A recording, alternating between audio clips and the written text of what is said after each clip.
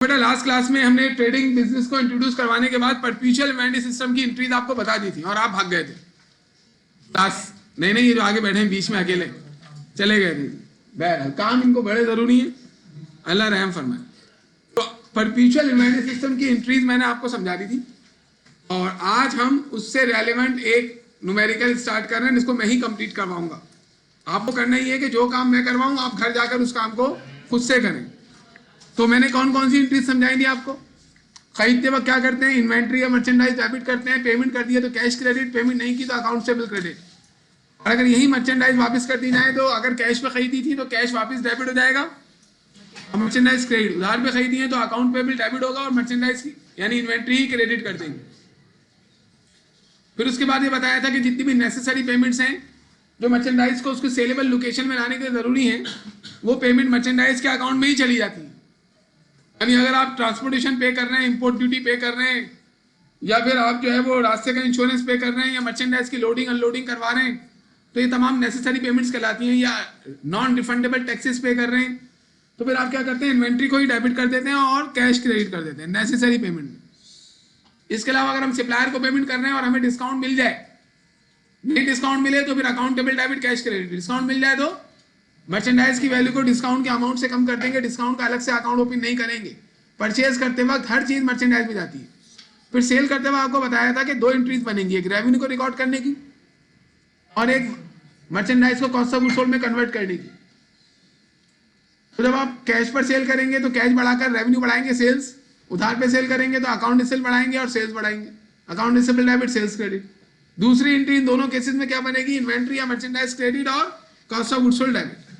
यही इन्वेंट्री जब हमने कस्टमर को बेची रिफंड आ जाए तो इन दोनों एंट्रीज को रिवर्स कर देंगे। मर्चेंडाइज जो क्रेडिट की थी वो डेबिट हो जाएगी और कॉस्ट ऑफ गुड्स सोल्ड जो डेबिट हुआ था वो क्रेडिट हो जाएगा। और ये जो एंट्री हमने सेल वाली बनाई है इसको रिवर्स करते वक्त अगर कैश डेबिट हुआ था तो कैश को क्रेडिट करेंगे, ये लिखा हुआ, और अगर उधार पे खरीदा था तो अकाउंट रिसीवेबल को क्रेडिट करेंगे, ये नीचे बनी हुई। और दूसरी एंट्री तो कॉस्ट ऑफ गुड्स सोल्ड वाली थी उसको भी रिवर्स करेंगे, cost of goods sold debit किया था उसको क्रेडिट कर देंगे और मर्चेंडाइज को डेबिट कर देंगे। फिर उसके बाद अगर हमें कस्टमर से कैश मिले, अगर पूरा कैश मिले तो cash debit account receivable credit. अच्छा, इसमें सेल्स को डेबिट नहीं करेंगे, सेल्स रिटर्न एंड अलाउंस को डेबिट करेंगे दोनों कंडीशन में जब गुड्स रिटर्न आएंगी कस्टमर से। उसके बाद अगर कस्टमर से पेमेंट पूरी ना मिले, हम उसे डिस्काउंट दे दें तो हमारी रेवेन्यू कम होगी तो उसके लिए हम सेल डिस्काउंट का अकाउंट ओपन करेंगे। I have told you this all.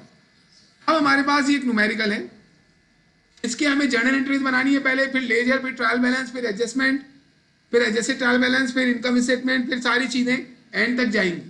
तो तमाम चीज़ें आपको आती हैं, जस्ट हमें जर्नल एंट्रीज में सीखने की जरूरत पड़ेगी और क्लोजिंग एंट्रीज और इनकम स्टेटमेंट का फॉर्मेट थोड़ा सा एडिशनल चीज़ें आएंगी उसमें। बाकी सारी चीज़ें अकाउंटिंग साइकिल की सिमिलर रहेंगी। तो इट डिपेंड्स ऑन यू, आपका इनपुट ज़्यादा होना चाहिए। अब आप लोग क्या करेंगे, पहले मैं आपको ये समझा रहा हूँ ओरल, फिर आप लोग मुझे इसका जर्नल बनवाएंगे, मैं बनाऊंगा, फिर आप घर पे जाके खुद भी बनाइएगा, लाजमी बनाइएगा। These are very important transactions. The following transactions related to the business of Bholu, a sole proprietor of your choice for the month of August. अगस्त के महीने का डाटा है एंड इट इज एज्यूम कि इसका अकाउंटिंग पीरियड एक ही महीने का है, अगस्त 1 को शुरू हुआ है और अगस्त 31 को खत्म होगा। तो सबसे पहले देखें 2008 अगस्त 1 को भोलू ने क्या किया, कैश, ऑफिस सप्लाईज और फर्नीचर, 3 एसेट्स इन्वेस्ट किए उसने। तो कैश बढ़ के डेबिट हो जाएगा 5 लाख से, ऑफिस सप्लाईज डेबिट हो जाएगा 10,000 से, फर्नीचर डेबिट हो जाएगा 40,000 से और आपको मालूम है कैपिटल भोलू क्रेडिट हो जाएगा कितने से, 5,50,000 से। सिंपल ट्रांजेक्शन है, इसमें कोई इशू नहीं है, ये सर्विसिंग बिजनेस जैसा है। अगस्त 1 की दूसरी ट्रांजेक्शन देखें। अब इसमें 2 ट्रांजेक्शन है, एक तो मर्चेंडाइज खरीदी है कैश पर। तो परपेचुअल इन्वेंट्री सिस्टम में जब मर्चेंडाइज खरीदते हैं तो हम क्या करते हैं, मर्चेंडाइज या इन्वेंट्री डेबिट, और पेमेंट क्योंकि कर दी है तो कैश को क्रेडिट कर देंगे, एक ही हो गई। अब इन्होंने ये फ्रेट पे किया है, फ्रेट ट्रांसपोर्टेशन को कहते हैं।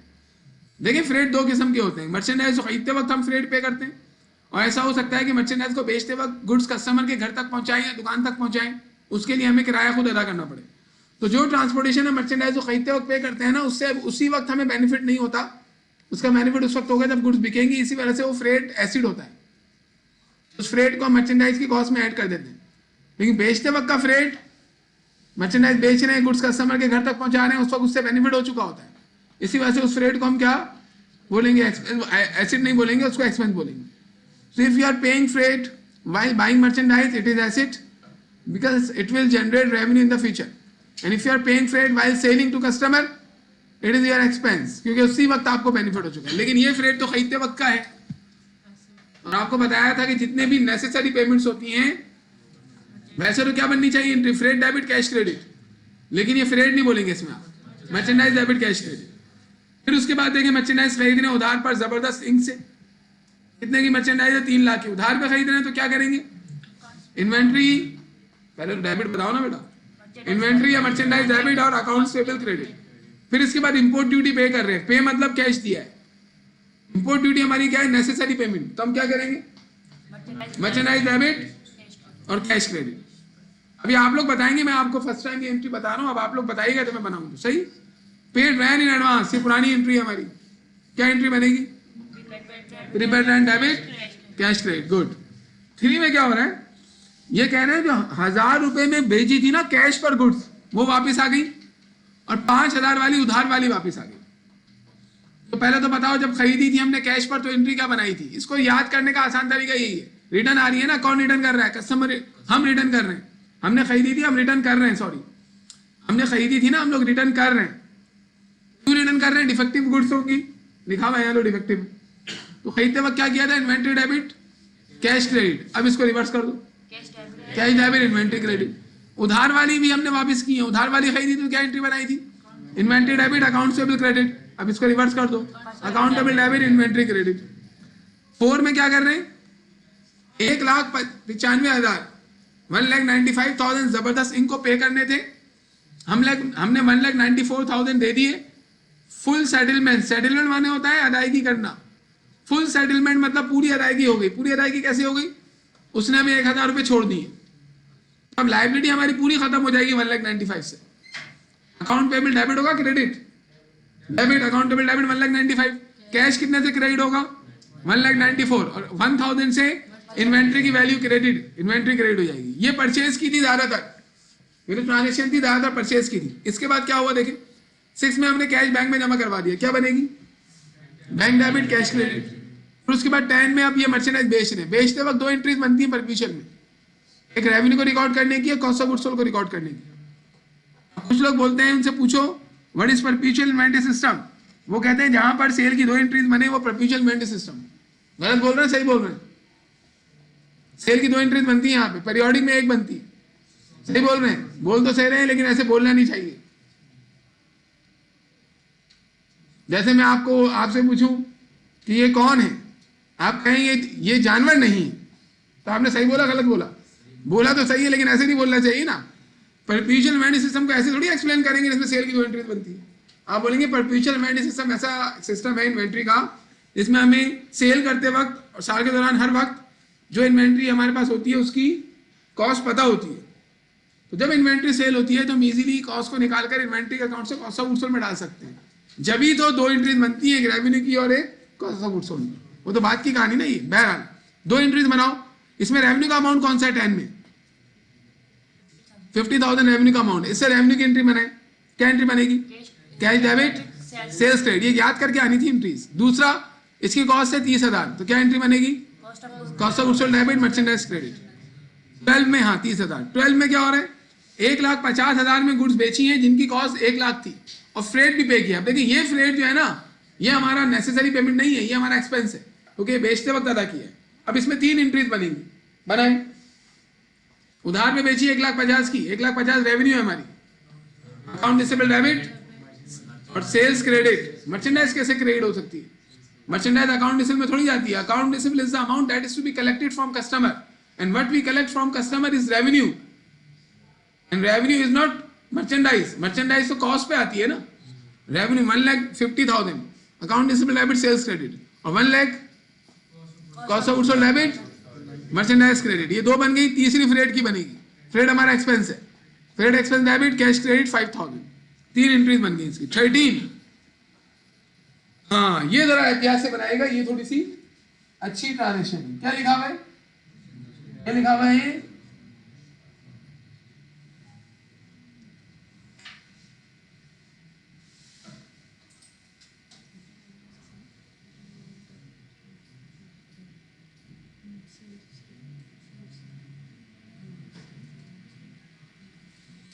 ये लिखा हुआ है कि भाई जो हमने कस्टमर को गुड्स बेची थी ना वो वापस आई है, कैश वाली भी वापस आई है, उधार वाली भी वापस आई है।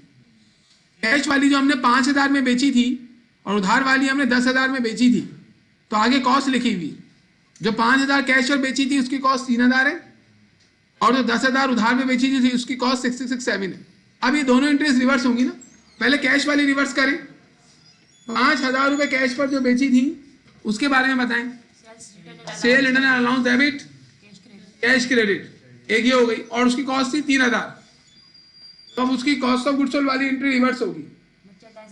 Merchandise debit, cost of goods sold credit. This is very easy if you work hard at your home, क्या आप एंट्री बता सके। घर पे पढ़ के आओगे एंट्री ऐसी बताओगे आराम से, और ये याद रखना, ये आगे काम आएंगी हर जगह। उसके बाद उधार वाली रिवर्स करनी पड़ेगी। Cell return allowance debit, account receivable credit 10,000, और दूसरी merchandise debit, cost of goods sold credit 6,667। इसके बाद 18 में क्या हो रहा है देखें, कस्टमर से चेक कलेक्ट हो रहा है 98,000 का, लेने कितने थे उससे 1,00,000 रुपए, और ये चेक हमने बैंक में जमा करवा दिया। 2,000 रुपए नहीं लिए हमने क्योंकि हमने उसे डिस्काउंट दिया। ये कहाँ लिखा हुआ है डिस्काउंट दिया हुआ है? इन फुल सेटलमेंट जो लिखा है ना, इसका मतलब है अदायगी पूरी, कस्टमर ने पूरे पैसे दे दिए, समझ जाओ। 2,000 छोड़ दिए ना हमने उसमें, क्या एंट्री बनेगी? बैंक बढ़ जाएगा, बैंक डेबिट 98,000, और हमारी रेवेन्यू कम हो गई 2,000 से, तो उससे हम क्या करेंगे, सेल्स डिस्काउंट डेबिट कर देंगे और अकाउंट रिसीवेबल को क्रेडिट कर देंगे 1,00,000 रुपए से। ये सारी एंट्रीज मैंने आपको ऊपर लिख के दी हुई। अब हो गई सिंपल, आप आसान है। एडवर्टाइजिंग एक्सपेंस की पेमेंट चेक की मदद से कर लो, क्या बनेगी? Expense debit, bank credit. फिर 23 में फिर मर्चेंडाइज खरीद ली चेक की मदद से, इन्वेंटरी डेबिट और बैंक क्रेडिट।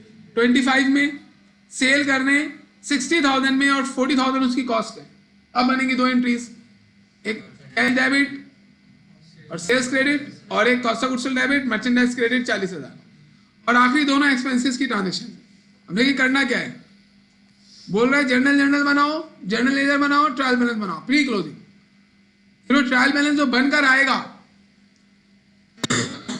उसका डेटा पर एडजस्टमेंट ये नीचे दिया हुआ, इससे बनेगी एडजस्टिंग एंट्रीज, और फिर आगे हमारा पूरा प्रोसेस चलेगा।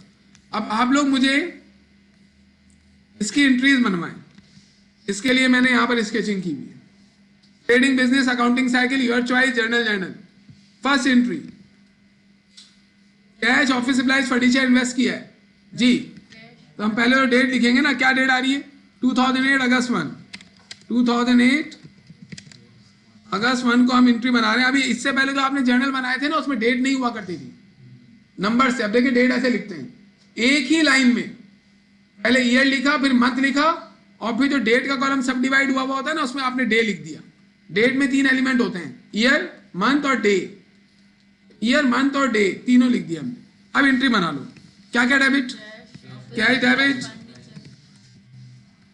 ऑफिस सप्लाइज डेबिट, और फर्नीचर डेबिट, और कैपिटल क्रेडिट। कैपिटल भूलू,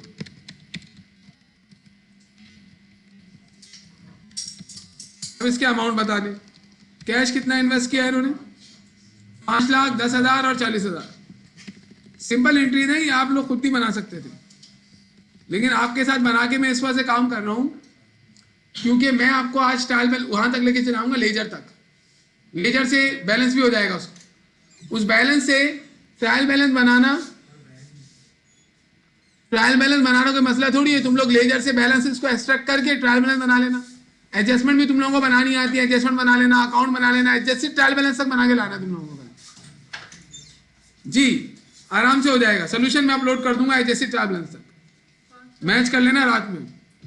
अब यहाँ पे कैपिटल आएगा 5,50,000। अब नरेशन लिखेंगे, invested various assets into business. Simple हो गया ये। इसके बाद अगली डायरेक्शन जो है उसकी डेट क्या है? 1, हम लिखेंगे 1। अब देखें दोबारा से मैं 2008 और अगस्त नहीं लिख रहा हूं, जब तक आपका पेज चेंज ना हो आपको डेट, ईयर और मंथ रिपीट करने की जरूरत नहीं है। ईयर और मंथ कब लिखेंगे दोबारा? जब पेज चेंज हो जाए या ईयर और मंथ ही चेंज हो जाए तो आप फिर लिखेंगे। अब आप बताएं क्या क्या डेबिट होगा। देखिए इसमें 2 एंट्रीज हैं, दोनों को पहले अलग अलग बनाते हैं। क्या बनेगी? Inventory debit, cash credit. तो मैं इसको बाहर लिख रहा हूँ, देखिए ऐसी, ये ऐसी रफली इन्वेंट्री डेबिट और कैश क्रेडिट कितना अमाउंट है, 1 लाख। ये मैं ऐसी रफ लिख रहा हूँ, इसे मैं मिटा दूंगा। फिर दोबारा एक और एंट्री बनेगी इसकी, क्या, फ्रेट की। फ्रेट भी नेसेसरी पेमेंट है, ये भी इन्वेंट्री में जाता है। फिर दोबारा तुम लोग एंट्री बना रहे होगे, क्या, इन्वेंट्री डेबिट कैश क्रेडिट, कितने से कितना फ्रेट है, 1000। देखिए दोनों एंट्रीज बिल्कुल एक जैसी है, हालांकि एक इन्वेंट्री की खरीदारी की है, एक फ्रेट की। इन दोनों को अलग अलग बनाने का फायदा नहीं है, इन दोनों को हम एक साथ कर देंगे, इन दोनों को मिला देते हैं, एक ही कंपाउंड एंट्री बनाते हैं। कंपाउंड एंट्री क्या एंट्री बनेगी, इन्वेंट्री डेबिट कैश क्रेडिट, और कितने अमाउंट से, 1,01,000। सही भाई, आपको पास अलग अलग भी लिखी हुई है और आप बनाएंगे एक साथ वाली। Narration, purchased inventory on cash and paid freight, ये हो गया आपकी नरेशन, सिंपल हो गया।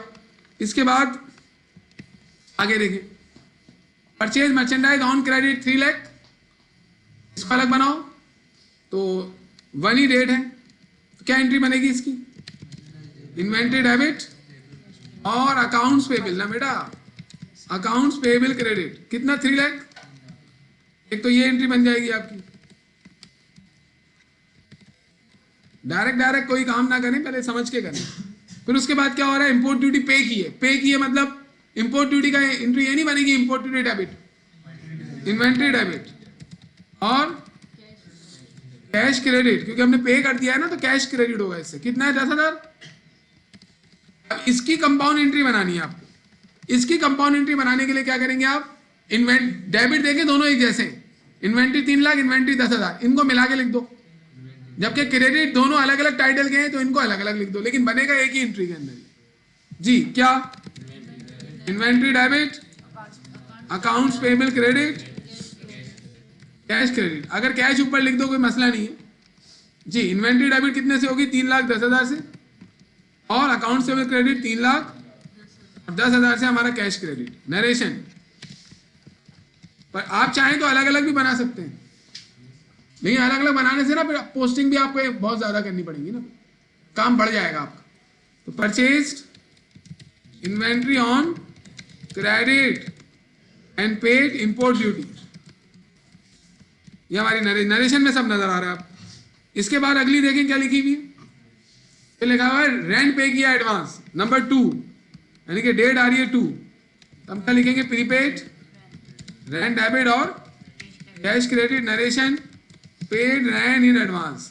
तो आप देख रहे हैं कुछ एंट्रीज ऐसी हैं, वो तो मैंने जानबूझ के सवाल में ज्यादा मर्चेंडाइज की एंट्रीज भरी हुई है, लेकिन बहुत सारी ट्रांजेक्शन ऐसी हैं जो कि सर्विसिंग बिजनेस की वजह से आपको आता है। ये काम जर्नल जनरल बनाने वाला, हमने जर्नल जनरल अभी पढ़ा थोड़ी है, हमें तो पहले से आता है ये कैसे बनाएंगे।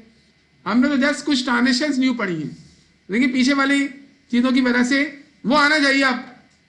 जो पीछे वाला छोड़ेगा वो बोलेगा ये क्या कर रही है, पता नहीं क्या कर रहे हैं भाई, उसी को समझ में आएगा जो पीछे वाला काम करके आ रहा है।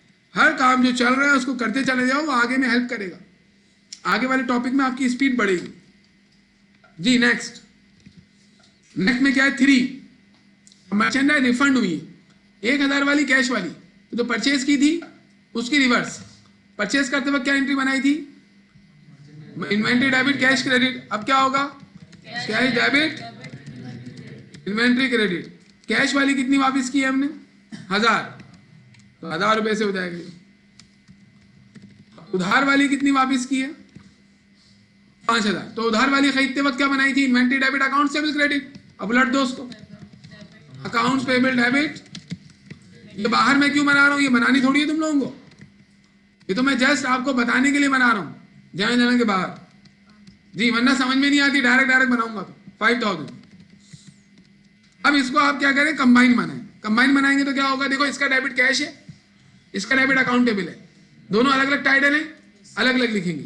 जब क्रेडिट इसका भी इन्वेंट्री है, इसका भी इन्वेंट्री, इसको मिला के लिख देंगे।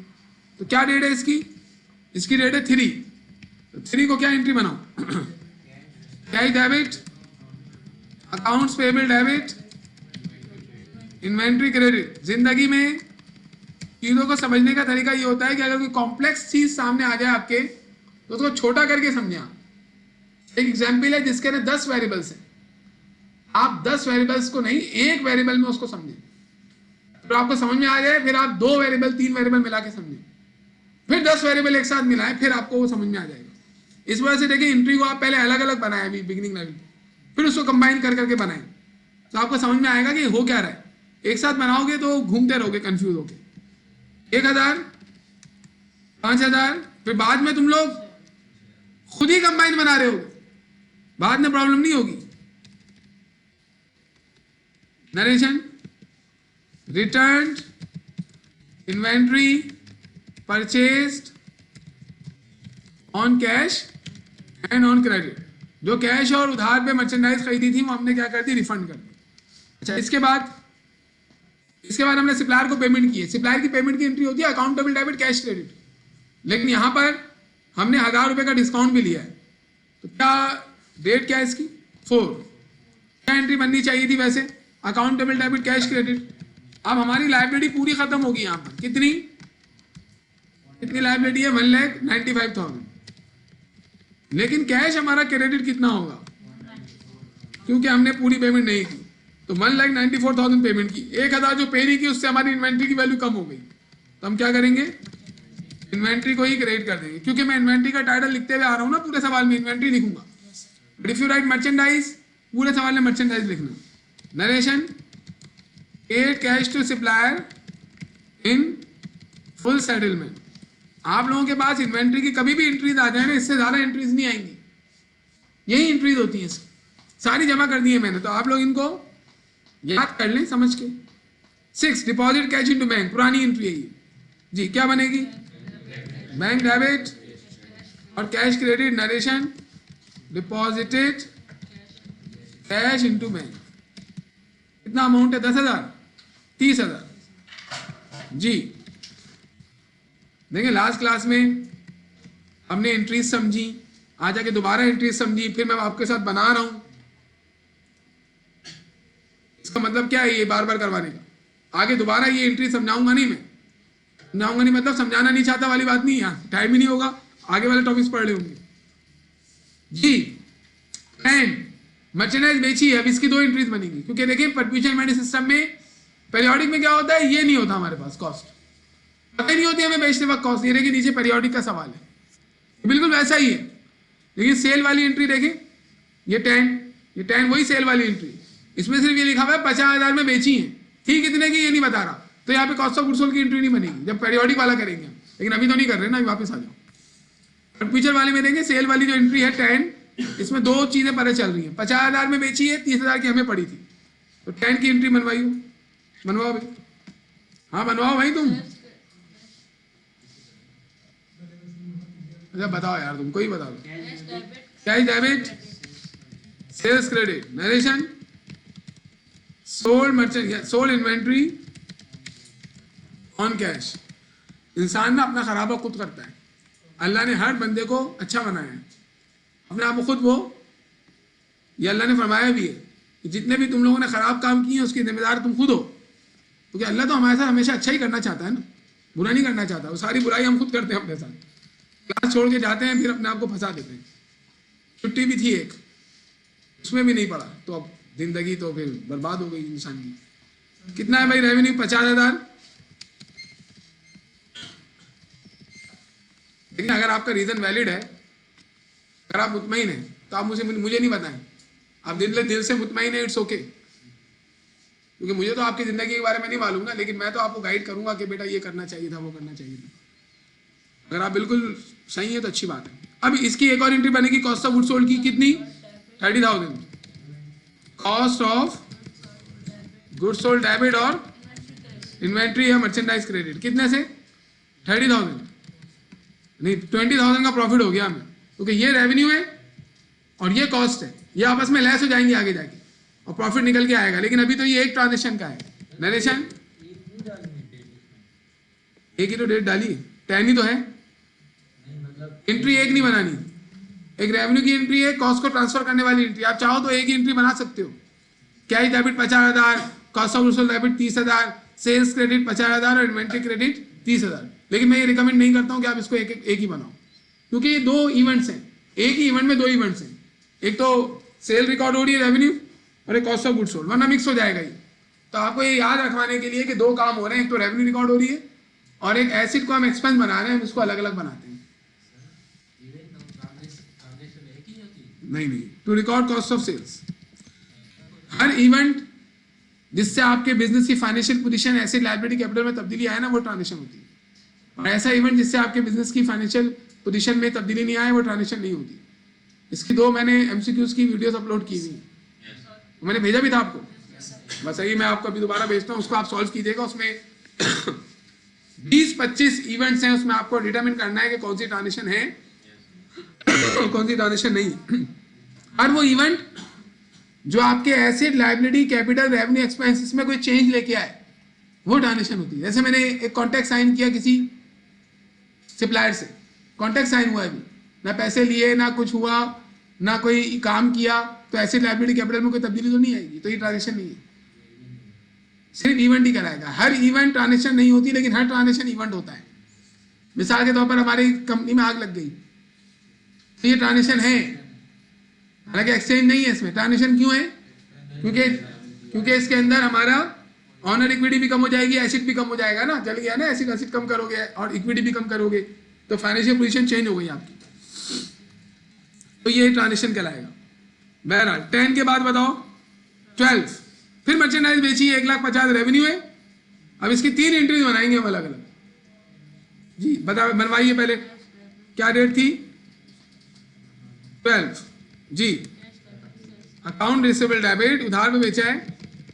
Account receivable debit, sales credit narration, sold goods on credit. कितना अमाउंट है? 1,50,000। नेक्स्ट, फिर कॉस्ट ऑफ गुड्स सोल्ड की बनेगी, 12 को ही बनाएंगे। क्या बनेगी भाई? कि हमने 1 लाख वाली गुड्स बेची, 1 लाख की गुड्स को कॉस्ट ऑफ गुड्स सोल्ड में कन्वर्ट कर देंगे। Cost of goods sold debit और inventory credit narration. To record cost of goods sold भी लिख सकते हैं, to record cost of sales भी लिख सकते हैं। कॉस्ट ऑफ गुड्स सोल्ड को कॉस्ट ऑफ सेल्स भी कहते हैं। 1 लाख 1 लाख ही। नेक्स्ट हमारे पास क्या? 12 को ही बनेगी फ्रेड। ये फ्रेड हमारा एक्सपेंस है, इसको फ्रेड आउट कहते हैं। 5,000 रुपए हमने फ्रेड पे किया। फ्रेड आउट कहें या डिलीवरी एक्सपेंस कहें या फिर ट्रांसपोर्टेशन आउट कहें, ये फ्रेड कह रहा है तो हम कह देंगे फ्रेड एक्सपेंस। ये एक्सपेंस है हमारा, फ्रेड एक्सपेंस डेबिट। ये एक्सपेंस क्यों है? क्योंकि मर्चेंडाइज बेच दी हमने, तो जो ट्रांसपोर्टेशन हमने अभी अदा की है मर्चेंडाइज को कस्टमर के घर तक पहुंचाने के लिए, उससे हमें फायदा हो चुका है ना, या फ्यूचर में फायदा होगा? हो गया ना, मर्चेंडाइज बिक गई, paid freight. Narration, sorry amount, कितना फ्रेट पे किया? 5,000 जी। नेक्स्ट, हैंड आउट कोशिश किया करें, प्रिंट निकाल लिया करें, आगे बढ़ाएं। अब क्या हुआ कि जो मर्चेंडाइज हमने कस्टमर को बेची थी, ये वापस आ गई। इसकी एंट्री जो है ना हमें रिवर्स करनी पड़ेगी। 5,000 वाली कैश वाली वापस आई है और उसकी कॉस्ट कितनी थी? 3,000। तो रिवर्स कैसे करेंगे? 5,000 हमारी रेवेन्यू थी, इसको पहले बाहर बनवाओ जी। हमने क्या एंट्री बनाई थी? सेल करते वक्त कैश डेबिट सेल्स क्रेडिट। अब हम डेबिट करेंगे sales return and allowance sales की जगह पर, और जो कैश डेबिट हुआ था वो क्रेडिट हो जाएगा। कितने रुपए की गुड्स वापस आ रही है? 5,000। अब इसकी कॉस्ट रिवर्स करेंगे। बेचा था तो हमने क्या किया था? Cost of goods sold debit merchandise credit. अब उसकी 3,000 रुपए कॉस्ट है, तो मर्चेंडाइज वापस आ गई ना हमारी। तो हम इन्वेंट्री को डेबिट कर देंगे और कॉस्ट ऑफ गुड्स सोल्ड को क्रेडिट कर देंगे। ये कितना है? 3,000। यही 2 एंट्रीज बनेंगी, लेकिन इन एंट्रीज में कैश की जगह पे रिसीवेबल आएगा। वो कितना है? 10,000 में बेची थी और इतनी उसकी कॉस्ट थी, तो यही एंट्रीज बना दें आप और इनमें चेंज कर दें। क्या कैश की जगह पे क्या लिख दें? अकाउंट रिसीवेबल, और 10,000 रुपए उसकी रेवेन्यू की वैल्यू है। तो 10,000 यहां लिखे और कॉस्ट की वैल्यू कितनी है 6667। ये हमने रिवर्स की है, ये सेल वाली एंट्री इसको रिवर्स किया है कैश वाली, और एक टाइटल चेंज कर दिया सेल्स डेबिट करने के बजाय सेल रिटर्न अलाउंस, और ये उधार वाली एंट्री को रिवर्स किया। अब इनको कंबाइन करके बना सकते हैं। इसमें रिटर्न एंड अलाउंस वाली एक एंट्री ये रही और एक नीचे ये रही, इन दोनों को कंबाइन कर लो, कंपाउंड एंट्री बनाओ इसकी। बताओ cell return allowance debit 15,000, cash credit 5,000 और अकाउंट रिसीवेबल क्रेडिट 10,000। ये एंट्री बन गई हमारी 12 है, 12 नहीं 18। जी बताइए sales return and allowance debit, बल्कि एक काम करें पहले कॉस्ट ऑफ गुड्स सोल्ड की बना लें। यहाँ पे कॉस्ट ऑफ गुड्स सोल्ड का हुआ है, कॉस्ट ऑफ गुड्स सोल्ड की देखिए रिवर्स की, ये एंट्री भी वही है सेम है और ये एंट्री भी वही है, अलग अलग मैंने बनवा दिया आपको, आप देख लीजिएगा बाद में इसको। ये दोनों एक जैसी, इनको कंपाउंड कर लो, 3,000 और ये मिलाओगे 9667 आ जाएगा। तो क्या एंट्री बनेगी जी इन्वेंट्री डेबिट और cost of goods sold credit कितना 9667। Narration to record cost of goods return, जो रिटर्न आई है गुड्स की कॉस्ट। अब इसके बाद 13 की एक और एंट्री बनेगी हम, अब वो रिटर्न एंड अलाउंस को कंबाइन करो, क्या होगा sales return and allowance debit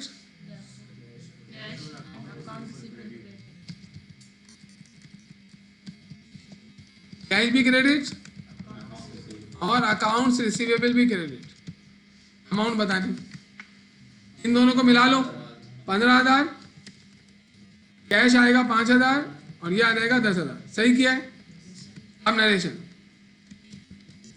to record sales return and allowance on cash and on credit, उधार वाली और कैश वाली रेवेन्यूज को रिवर्स किया आपने। ये एंट्रीज को बेटा सही तरीके से पढ़ के याद कर लो। 18 में क्या हो रहा है कस्टमर से कलेक्शन हो रही है, वैसे कस्टमर से कलेक्शन की एंट्री क्या बनती है cash debit account receivable credit, लेकिन यहाँ पे 2,000 रुपए कम कलेक्ट हो रहे हैं जिसकी वजह से हमारी रेवेन्यू कम हो जाएगी। तो रेवेन्यू कम होती है तो डेबिट होती है, तो सेल्स को डेबिट करने के बजाय हम सेल्स डिस्काउंट को डेबिट करेंगे। क्या बनाएंगे 18 में एंट्री हम, कितना अमाउंट हमें कलेक्ट हो रहा है, कैश कलेक्ट हो रहा है आपको 98,000, तो बैंक में चला गया ना वो, तो हम क्या करेंगे बैंक डेबिट, कितने से बैंक डेबिट 98,000 से, लेने कितने थे पैसे 1 लाख, तो 1 लाख से अकाउंट रिसीवेबल क्रेडिट, कलेक्शन में अकाउंट रिसीवेबल क्रेडिट ही होता है हमेशा, कितने से अकाउंट रिसीवेबल क्रेडिट पूरे 1 लाख से, और 2,000 जो नहीं मिले उससे डेबिट में हम क्या लिखेंगे सेल्स डिस्काउंट। डेबिट क्रेडिट हमेशा बराबर होने चाहिए ना एंट्री के अंदर और हर जगह आगे बराबर हो गया ना, 1 लाख ये हो गया 1 लाख ये हो गया। Narration collected cash from customer and allowed discount, यानी उन्हें हमने डिस्काउंट दे दिया। नेक्स्ट अब सिंपल एंट्रीज रह गई कि एडवर्टाइजिंग एक्सपेंस की पेमेंट की है 1,020 को, चेक की मदद से की है जी भाई 1,000, बताइए एडवर्टाइजिंग एक्सपेंस डेबिट, और चेक क्रेडिट नहीं होता बैंक क्रेडिट होता है। Narration paid advertising by cheque, amount कितना था 1,000। नेक्स्ट 20 के बाद 23 फिर मर्चेंडाइज खरीदी और पेमेंट चेक की मदद से की है जी, inventory debit bank credit, purchased inventory या goods on and paid by cheque, paid by cheque, amount 10,000 20,000। Next जी 25 फिर सेल हो रही है, अब सेल की 2 एंट्रीज बनेंगी, 60,000 रेवेन्यू है 40,000 कॉस्ट है, और डेट क्या है 25, बताइए एक तो बन जाएगी हमारी, नहीं डेबिट, क्या सेल कर रहे हो, cash debit sales credit, sold inventory on cash, ये आपने रेवेन्यू की एंट्री बनाई है। फिर आप कॉस्ट ऑफ गुड सोल्ड की बनाओगे, cost of good sold debit and inventory credit narration to record cost of good sold. Amount क्या है इसके, 60,000 रेवेन्यू, 40,000 कॉस्ट, 60,000 रेवेन्यू और 40,000 कॉस्ट।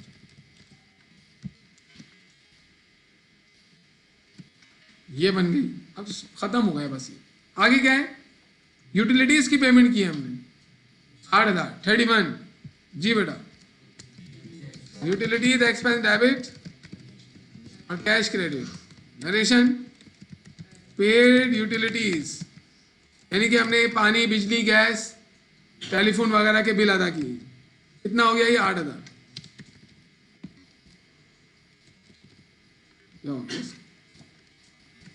नेक्स्ट लास्ट 31, खुद बनाना घर जाके ये एंट्रीज। हाँ, सैलरीज की पेमेंट की, पर्सनल एम्प्लॉइज को कहते हैं, इसमें डबल एन लगा हुआ है, पर्सनल नहीं पर्सनल लिखा हुआ है, पर्सनल एम्प्लॉइज को कहते हैं। एम्प्लॉइज को सैलरी दी है 20,000 जी, सैलरीज एक्सपेंस डेबिट और कैश क्रेडिट, कैश की मदद से किया, यस 20,000, 20,000 ही है ना। नरेशन पेड सैलरी, अब देखिए जर्नल ऐसी बनता है, ट्रांजेक्शन अगर नहीं आ जाए आपके पास न्यू, आप उसको एनालाइज करें, डेबिट क्रेडिट निकालें उसके, जैसे हम एनालिसिस में करते थे, ऐसे इनके उस तरीके से आप डेबिट पहले देखें क्या क्या टाइटल्स होंगे और उन टाइटल की नेचर क्या है, इंक्रीज डिक्रीज डिफाइन करके डेबिट क्रेडिट निकालें, माइंड में बनाएं एंट्री और फिर उसके बाद लिख दें उसको। जनरल ऐसे ही बनता है। नई ट्रांजेक्शन आएगी तो मैं आपको बताऊंगा, देखिए इस तरीके से इसकी एंट्री बनती है। अगर आप कंटिन्यूस बेसिस पे प्रैक्टिस करते रहेंगे, चीज़ों को देखते रहेंगे, तो एक दिन आएगा कि अगर कोई नई ट्रांजेक्शन ऐसी आ जाए जो मैंने नहीं बताई है, तो भी आप उसकी कोशिश कर सकते हैं, आप बना लेंगे उसकी एंट्री। लेकिन इसके लिए आपको कुछ मेहनत करनी पड़ेगी। अब अगर मैं आपकी जगह पर होता तो मैं क्या करता, मैं इन्वेंट्री का चैप्टर हाका बैटनर से खोल के ये काम पहले करता सारे जो मैंने करवाए, उसके बाद हाका बैटनर की एक्सरसाइजेस निकालता, उसमें देखता कि ट्रांजेक्शन्स कौन कौन सी दी हुई हैं इन्वेंट्री की, और उसकी एंट्रीज बनाने की कोशिश करता।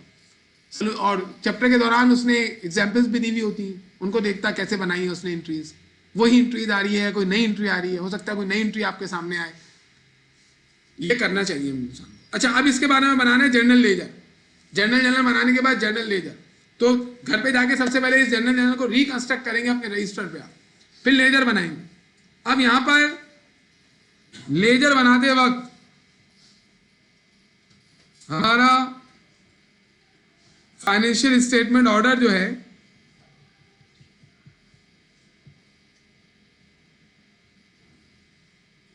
वो चेंज होगा थोड़ा सा।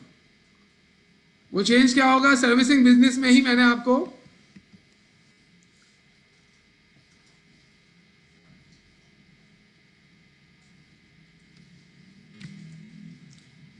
ये रहा फाइनेंशियल स्टेटमेंट ऑर्डर, ये देख लें आप क्या लिखा हुआ है, लेकिन ये तो सर्विसिंग बिजनेस का है, आई थिंक सर्विसिंग बिजनेस का है ना, ये नहीं चाहिए हमें ट्रेडिंग बिजनेस का चाहिए।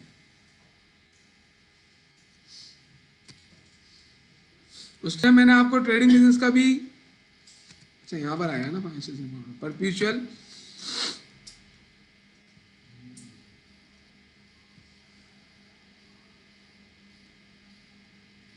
उस वक्त मैंने आप लोगों को फाइनेंशियल स्टेटमेंट ऑर्डर दिखाया था ना, ये आ गया, ये आ गया हमारा परपेचुअल इन्वेंटरी सिस्टम का फाइनेंशियल स्टेटमेंट ऑर्डर। इसमें देखिए कोई तब्दीली नहीं है दादा, वही चीजें हैं, पहले एसेट के अकाउंट पे लायबिलिटी भी, रॉन इक्विटी भी, रेवेन्यू भी, एक्सपेंस वही है। एसेट में देखेंगे क्या तरतीब है, कैश बैंक वही है, note receivable, account receivable, allowance of debts, any receivable, यहां तक तो हमने देखा था। एनी रिसीवेबल के बाद अब अकाउंट बनेगा मर्चेंडाइज का, यानी एक अकाउंट का इजाफा हो गया। जो अकाउंट का इजाफा हुआ है ना, वो मैं आपको कम्युनिकेट कर रहा हूँ कि एक मर्चेंडाइज बढ़ गया, बाकी देखें आगे वही है, supplies, prepaid, land, building, accumulate, option, building, machine, accumulate, यहाँ तक तो हमने कर लिया था ना इजाफा। लायबिलिटी वैसी बनेगी, ऑनर इक्विटी वैसी है। रेवेन्यू में देखें आप, सबसे पहले सेल, सेल रिटर्न, फिर सेल डिस्काउंट, ये 3 न्यू टाइटल आपके सामने आ गए। और एक्सपेंसेस में पहले कॉस्ट ऑफ गुड्स सोल्ड बनेगा, फिर फ्रेड एक्सपेंस बनेगा। तो 1 2 3 4 5 6 नए अकाउंट्स आपके सामने आ रहे हैं। कौन कौन से? मर्चेंडाइज, जिसका तरतीब एनी रिसेबल के नीचे नजर आ रही है आपको, ये रही। रेवेन्यू में तमाम रेवेन्यू से पहले sale, sale return, sale discount, यही तरतीब रहेगी, सेल, सेल रिटर्न, फिर सेल डिस्काउंट। और एक्सपेंसेस में पहले कॉस्ट ऑफ गुड्स सोल्ड, फिर फ्रेड एक्सपेंस, बाकी सीक्वेंस वही है। तो आइए बनाते हैं फिर अपना लेजर। आप लोग बनवा रहे हैं मुझे लेजर जी, चलें। जनरल लेजर में ऑर्डर भी हमने खोल के रखा हुआ है। सबसे पहला अकाउंट कौन सा बनेगा? कैश का। तो आप जाके जर्नल में तलाश करेंगे कि आपके पास कैश है, यस है। आप जाकर कैश का अकाउंट ओपन करेंगे। ये हमारा कैश का अकाउंट ओपन हो गया। योर चॉइस, बिजनेस का नाम, फिर उसके बाद जर्नल और फिर कैश का टाइटल। कैश का अकाउंट बनाते वक्त ना आपको यहाँ डेट इंसर्ट करनी पड़ेगी। डेट लिखेंगे आप, क्या? 2008 अगस्त, यहां भी आएगा अगस्त, और यहां भी ऐसी डेट आएगी क्रेडिट में भी 2008, वो बाद में लिख लेंगे। पहले आप देखें पोस्टिंग, देखें जरा क्या हुआ है जर्नल में। कैश डेबिट हो रहा है 5 लाख, उसका क्रेडिट क्या हो रहा है? कैपिटल। ऑफिस सप्लाइज तो क्रेडिट नहीं हो रही, कैश डेबिट हो रहा है तो कैपिटल क्रेडिट हो रहा है। जब कैश में पोस्टिंग करोगे तो कैपिटल लिखोगे, ऑफिस सप्लाइज में पोस्टिंग करोगे तो कैपिटल लिखोगे, फर्नीचर में पोस्टिंग करोगे तो अंदर कैपिटल लिखोगे, और कैपिटल के अंदर पोस्टिंग करोगे तो ये तीनों लिखोगे। तो अभी तो हम कैश की पोस्टिंग कर रहे हैं ना। अगस्त 1 को डेबिट हो रहा है 5 लाख से, तो आप जाएंगे और अगस्त 1 में कैश को डेबिट करेंगे 5 लाख से, और सामने क्या लिखेंगे? कैपिटल, बस सिर्फ कैपिटल।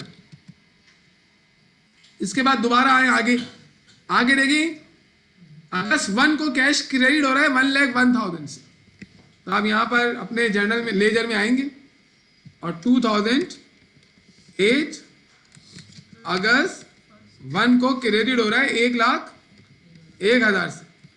और जब ये क्रेडिट हो रहा है तो डेबिट क्या हो रहा है? कैश क्रेडिट हो रहा है, इन्वेंट्री डेबिट। तो हमने कैश को क्रेडिट कर दिया है, तो हम सामने लिखेंगे इन्वेंट्री। पोस्टिंग का तरीका वही है, डेट एक नई चीज आ गई भाई इसमें। इसके बाद और कैश देखते हैं, फिर अगली एंट्री में भी कैश क्रेडिट हो रहा है 10,000 से, तो डेबिट क्या हो रहा है? इन्वेंट्री।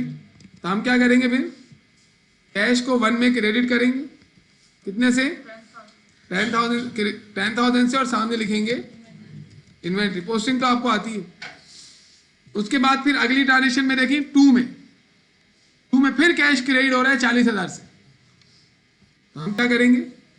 हम जाएंगे, डेट डालेंगे 2, देख रहे हैं आप, 1 के नीचे 1, फिर 1 के नीचे 2, कैश क्रेडिट होगा 40,000 से, और सामने क्या आएगा? Prepaid rent. उसके बाद फिर अगली ट्रांजेक्शन देखें, फिर उसके बाद कैश क्या हो रहा है? 3 में डेबिट। जब कैश डेबिट हो रहा है तो क्रेडिट क्या हो रहा है? इन्वेंट्री। तो 3 में डेबिट हो रहा है, इसी वजह से आप जाएंगे 3 में डेबिट में 1,000 डेबिट करेंगे, और सामने क्या लिखेंगे? इन्वेंट्री। फिर आगे जाएं आप, फिर कैश क्या हो रहा है? फिर कैश क्रेडिट 1,94,000 से। आप जर्नल लेजर में जाएंगे और डेट क्या थी? 4, 1,94,000 से क्रेडिट, सामने क्या आ जाएगा? Accounts payable. ये कर लिया आपने। उसके बाद फिर कैश कहाँ है? फिर 6 में कैश क्रेडिट हो रहा है 30,000 से, 6 में क्रेडिट करेंगे 30,000 से, और सामने क्या लिख देंगे? बैंक। फिर उसके बाद 10 में कैश डेबिट हो रहा है 50,000 से, आप 10 में डेबिट कर देंगे 50,000 से। पोस्टिंग आती है आपको, डेट देख लें, और सामने क्या आएगा? सेल्स। फिर उसके बाद फिर कैश 10 में भी नहीं है, 12 में भी नहीं है, फिर 12 में नहीं है, फिर 12 में आ गया, कैश क्रेडिट हो रहा है 5,000 से।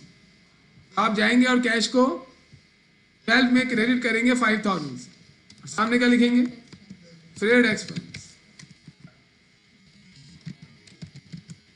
इसके बाद फिर 13 में नहीं है कैश, फिर 13 में कैश क्रेडिट हुआ 5000 से और 13 में हो रहा है क्रेडिट। आप जाएंगे और 13 में क्रेडिट करेंगे 5000। सामने क्या लिखूंगा? Sales return. हाँ, तो आप चाहे ना तो पोस्टिंग करते वक्त सेल रिटर्न एंड अलाउंस को शॉर्ट करके सेल रिटर्न लिख सकते हैं। इसके बाद फिर 18 में कैश नहीं है, 20 में कैश नहीं है, 23 में कैश नहीं है, 25 में कैश डेबिट हो रहा है 60,000 से। आप 25 में जाकर 60,000 से कैश को क्या कर रहे हैं? डेबिट। सामने क्या लिखेंगे? सेल्स। फिर इसके बाद दोबारा जाएं आगे, फिर 25 के बाद फिर अगली 25 में कैश नहीं है, 31 में 8,000 से कैश क्रेडिट हो रहा है। आप क्या करेंगे? 31 में 8,000 से कैश को क्रेडिट करेंगे और सामने क्या लिखेंगे? सैलरीज। यूटिलिटीज है, सैलरीज है, यूटिलिटीज है, यूटिलिटीज एक्सपेंस डेबिट। इसके बाद अगली लास्ट, इसमें भी कैश क्रेडिट हो रहा है 20,000 से, तो आप 31 लिखकर कैश को क्रेडिट करेंगे 20,000 से और सामने क्या लिख देंगे? Salaries expense. ये सारी पोस्टिंग्स हो गई। अब क्योंकि पहले हमने क्या किया था, पोस्टिंग करके हम पे लाइनें छोड़ देते थे, फिर अगला अकाउंट बनाते थे। अब इसकी जरूरत नहीं है क्योंकि आपने लेजर सीखा हुआ है। हम डायरेक्ट फूडिंग बैलेंसिंग करेंगे। अब इसकी फूडिंग करने की जरूरत है क्योंकि पोस्टिंग एक्सेस ज्यादा है, तो आप इसकी फूडिंग कर लें। इसकी फूडिंग आ गई 6,11,000, इसकी भी फूडिंग कर लें, और इसकी फूडिंग आ गई हमारी 4,13,000। मतलब कैश 6,11,000 से इंक्रीज हुआ, 4,13,000 से डिक्रीज हुआ। अब आप क्या करेंगे? अब आप इसको बैलेंस करेंगे। बैलेंस करने के लिए आपको तरीका मैंने बता दिया था, दोनों को माइनस कर लो, बैलेंस आ जाएगा। लेकिन लिखने का तरीका क्या है कि बड़ी फूटिंग दोनों जानिब 6,11,000 और यहां पर भी 6,11,000। कम कहां पर है? क्रेडिट में। जहां कम हुआ लाइन के ऊपर माइनस करके, तो इसमें से हम माइनस कर देंगे, तो 1,98,000 ये आ गया बैलेंस। और इसको हम क्या कहते हैं? Balance CF। CF कहते हैं ना, कैरी फॉरवर्ड लाइन के ऊपर जो होता है उसे CF या CD कहते हैं। फिर यही बैलेंस डबल लाइन के नीचे ट्रांसफर कर देंगे आप, और इधर लिख देंगे बैलेंस BF। यहां डेट आएगी अगले महीने की 1 सितंबर 1, देख रहे हैं आप। और यहां लाइन के ऊपर जो डेट आती है इस महीने की लास्ट आती है। ये याद रखें। आप डेट लिखने का तरीका क्या है कि आप ईयर लिख के मंथ लिखेंगे, फिर सिर्फ डे चेंज करते रहेंगे। यहां भी देखें हमने यही किया, डे चेंज करते रहे। बैलेंसिंग के ऊपर लाइन के ऊपर जो डेट आएगी वो इस मंथ की लास्ट आएगी। क्या खा रहे हो बेटा? नॉट अलाउड, निकल लो या फेंक दो बाहर जाके। और जहां लाइन के नीचे बैलेंस होगा वो अगले महीने की 1 आएगी। अगले महीने की 1 क्यों आएगी? क्योंकि सब खत्म हो गया ना। अब सिर्फ क्या मौजूद है? कैश सितंबर 1 को 1,98,000 रुपीज है। ये इस अकाउंट का मकसद होता है। इसके बाद अब आप आ जाए दूसरा अकाउंट। दूसरा अकाउंट किस चीज का बनेगा? बैंक का। और हमें पता है कि बैंक था, तो हम अगला अकाउंट बैंक का बना लेंगे। बैंक था ना हमारे पास, हमें पता है। अब आप जाएं बैंक को तलाश करें, शुरू से देखते हैं, ये नहीं बीच में देखना शुरू कर दो। कहां पर बैंक फर्स्ट टाइम आया? फर्स्ट टाइम बैंक आ गया 6 में। बैंक डेबिट 30,000, तो हम क्या करेंगे? डेट लिखेंगे डेबिट में। क्या डेट? 2008 अगस्त 6। Bank debit 30,000। सामने क्या आएगा? कैश। ये एक पोस्टिंग हो गई। अब बैंक की अगली पोस्टिंग देखें, कहां बैंक आ रहा है? ये 18 में बैंक डेबिट हो रहा है 98,000 से, तो क्रेडिट क्या हो रहा है? हाँ, तो हम 18 में बैंक को डेबिट करेंगे 98,000 से। 18 में बैंक को डेबिट करेंगे 98,000 से और सामने क्या लिख देंगे? Accounts receivable. इसी तरीके से अब और देखते हैं कहीं बैंक है या नहीं। ओके, हाँ, 20 में बैंक क्रेडिट हो रहा है 1,000 से। हम जाकर फिर यहां डेट पूरी लिखेंगे, 2008 अगस्त 20 को बैंक क्रेडिट हो रहा है 1,000 से। सामने क्या आएगा? Advertising expense. ये हमने पोस्टिंग कर दी। इसके बाद दोबारा देखें 23 में फिर बैंक क्रेडिट हो रहा है 20,000 से, आप क्या करेंगे 23 लिखेंगे क्रेडिट में, बैंक को क्रेडिट कर देंगे 20,000 और सामने क्या लिखेंगे इन्वेंट्री। इसके बाद फिर बैंक कहाँ है, फिर बैंक नहीं है। अब इसको बैंक को भी हम फाइनलाइज कर देंगे, हम फूटिंग करके बैलेंसिंग कर देंगे इसकी। तो बैंक की फूटिंग के लिए हम क्या करेंगे, सम कर लेंगे डेबिट साइड को भी, उसकी फूटिंग आ गई 1,28,000, इसकी भी फूटिंग कर लेंगे और इसकी फूटिंग आ गई 21,000। अब बैलेंस कर लो, 1,28,000 में से 21,000 क्या कर लेने लेस, तो बैलेंस आ जाएगा आपका। इसके लिए आप ये जो बड़ा अमाउंट है ये दोनों जानिब लिख लें। और फिर कम कहाँ है क्रेडिट में, कितना कम है, इसके लिए इस बड़े अमाउंट में से माइनस कर लें। मैं आपको बैलेंसिंग थोड़ी करवा रहा हूँ, ना सिखा रहा हूँ, तो मैं ऐसे सॉल्व कर रहे हैं। हमने बैलेंसिंग सीखी हुई है, फूटिंग सीखी हुई है, पोस्टिंग सीखी हुई है। मैंने सिर्फ नई चीज़ क्या बताई है अभी तक, डेट इसमें, और इसके अलावा जनरल एंट्रीज इजाफी जो आई है, बस बाकी तो आपको आता था पहले से। 1,07,000 पे बैलेंस आ गया, दिस इज बैलेंस CF, और यहाँ डेट लिखेंगे इस मंथ की लास्ट 31, और जहाँ ज़्यादा है वहाँ पर लाइन के नीचे लिखकर यहाँ लिख देंगे बैलेंस BF, और यहाँ डेट आ जाएगी अगले महीने की 1 सितंबर 1। तो आपको नज़र आ रहा है कि ट्रेडिंग बिजनेस और सर्विसिंग बिजनेस में अकाउंटिंग साइकिल बनता वैसी है, बस कुछ ट्रांजेक्शन्स का डिफरेंस है, जिसकी वजह से इनकम स्टेटमेंट और क्लोजिंग एंट्री में तब्दीली आएगी आगे, और जर्नल में तब्दीली आएगी। अब अगला अकाउंट कौन सा बनेगा, नोट रिसेबल। और हमने देखा हुआ इतनी मरतबा एंट्री बनाई, अभी नोट रिसेबल नहीं था। इसके बाद अकाउंट रिसेबल है, अकाउंट रिसेबल था। अब आप शुरू से देखें अकाउंट रिसेबल को, कहाँ फर्स्ट टाइम अकाउंट रिसेबल आया है जी।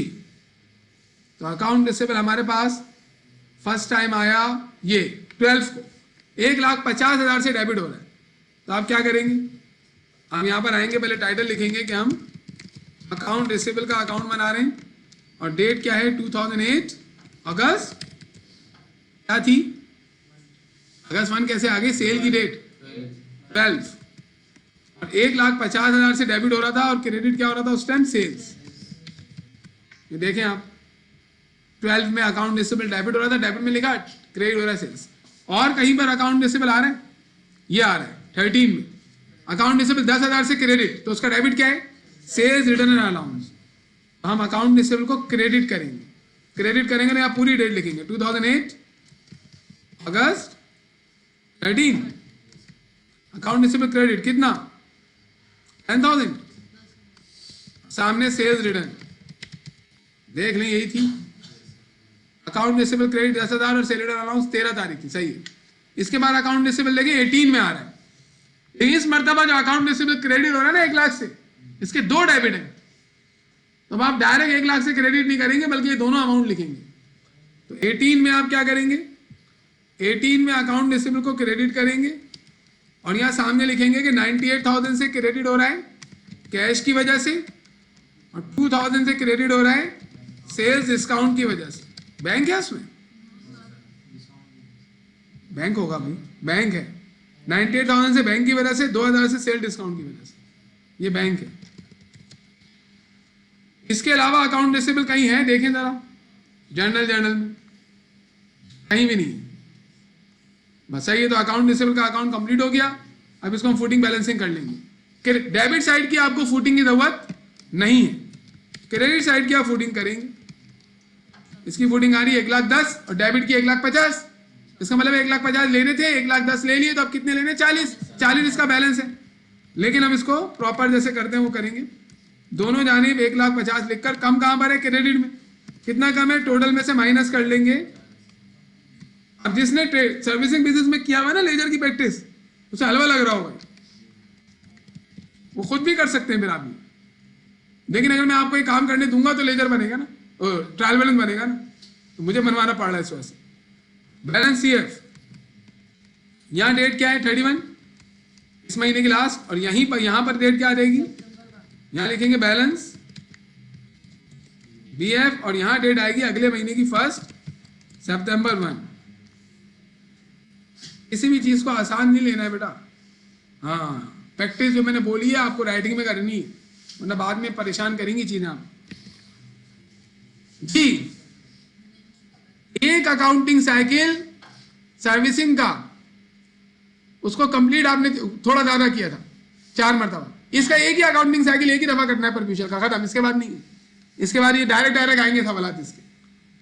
इसके बाद हमारे पास है any allowance of bad debts, नहीं था वो अलाउंस ऑफ बेड डेट्स। और एनी रिसेबल, कोई और रिसेबल में नजर नहीं आया था हमें। मर्चेंडाइज, हाँ इन्वेंट्री है, ये इन्वेंट्री का अकाउंट है, तो हम इन्वेंट्री का अकाउंट बनेगा, और तगड़ा अकाउंट बनेगा इससे, कैश से तो कम बनेगा जी। इन्वेंट्री का अकाउंट हमारे पास फर्स्ट टाइम कब आया?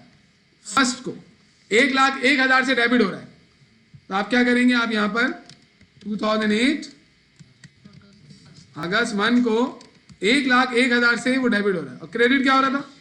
कैश, हमने कैश लिख दिया। इसके बाद फिर आगे फिर इन्वेंट्री डेबिट हो रही है, लेकिन इसके 2 रीजन से आपको दोनों लिखने पड़ेंगे कि 3 लाख से डेबिट हो रही है अकाउंट टेबल की वजह से, और 10,000 से डेबिट हो रही है कैश की वजह से। आप इधर 1 लिख लें, 1 लिख के आप लिखेंगे 3 लाख से भी डेबिट हो रही है और 10,000 से भी डेबिट हो रही है। 3 लाख से डेबिट हो रही है किसकी वजह से? अकाउंट्स पेबल की वजह से, और बाकी कैश की वजह से। ये पोस्टिंग हो, ये एक पोस्टिंग कहलाती है, ये एक पोस्टिंग है, 2 पोस्टिंग नहीं है, क्योंकि ये 3,10,000 जो लिखा हुआ है ना, असल में ये वाली पोस्टिंग है, ये वाली, ये नीचे वाली पोस्टिंग नहीं है। उस 3,10,000 को खोल के लिखना पड़ता है हमें। उसके बाद फिर इन्वेंट्री कहाँ आ रही है? थर्ड में। यहां पर भी क्रेडिट हो रही है, इन्वेंट्री क्रेडिट हो रही है, तो इसके डेबिट 2 हैं, तो आपको दोनों लिखने पड़ेंगे कि 5,000 से क्रेडिट हो रही है अकाउंटेबल की वजह से, 1,000 से क्रेडिट हो रही है कैश की वजह से।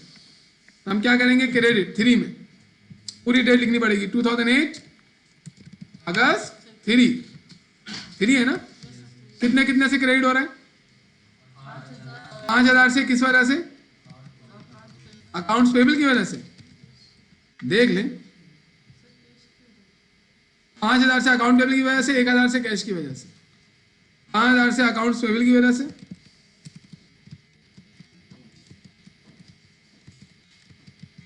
आज काम मिलेगा आपको बेटा, एडजस्टेड ट्रायल बैलेंस तक करके लाना, और कैश की वजह से 1,000 एडजस्टेड ट्रायल बैलेंस।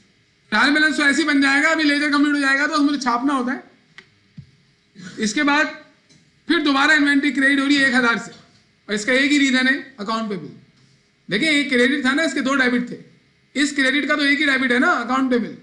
अब 4 में इन्वेंट्री फिर क्रेडिट करेंगे जी, 4 में क्रेडिट कितने से? 1,000 से, किसकी वजह से? अकाउंट पेबल की वजह से। ये हो गया। इसके बाद फिर इन्वेंट्री कहां आ रही है? फिर 10 में इन्वेंट्री क्रेडिट हो रही है 30,000 से, कॉस्ट ऑफ गुड्स सोल्ड की वजह से, तो 10 में हम क्रेडिट करेंगे 30,000 से, सामने लिखेंगे कॉस्ट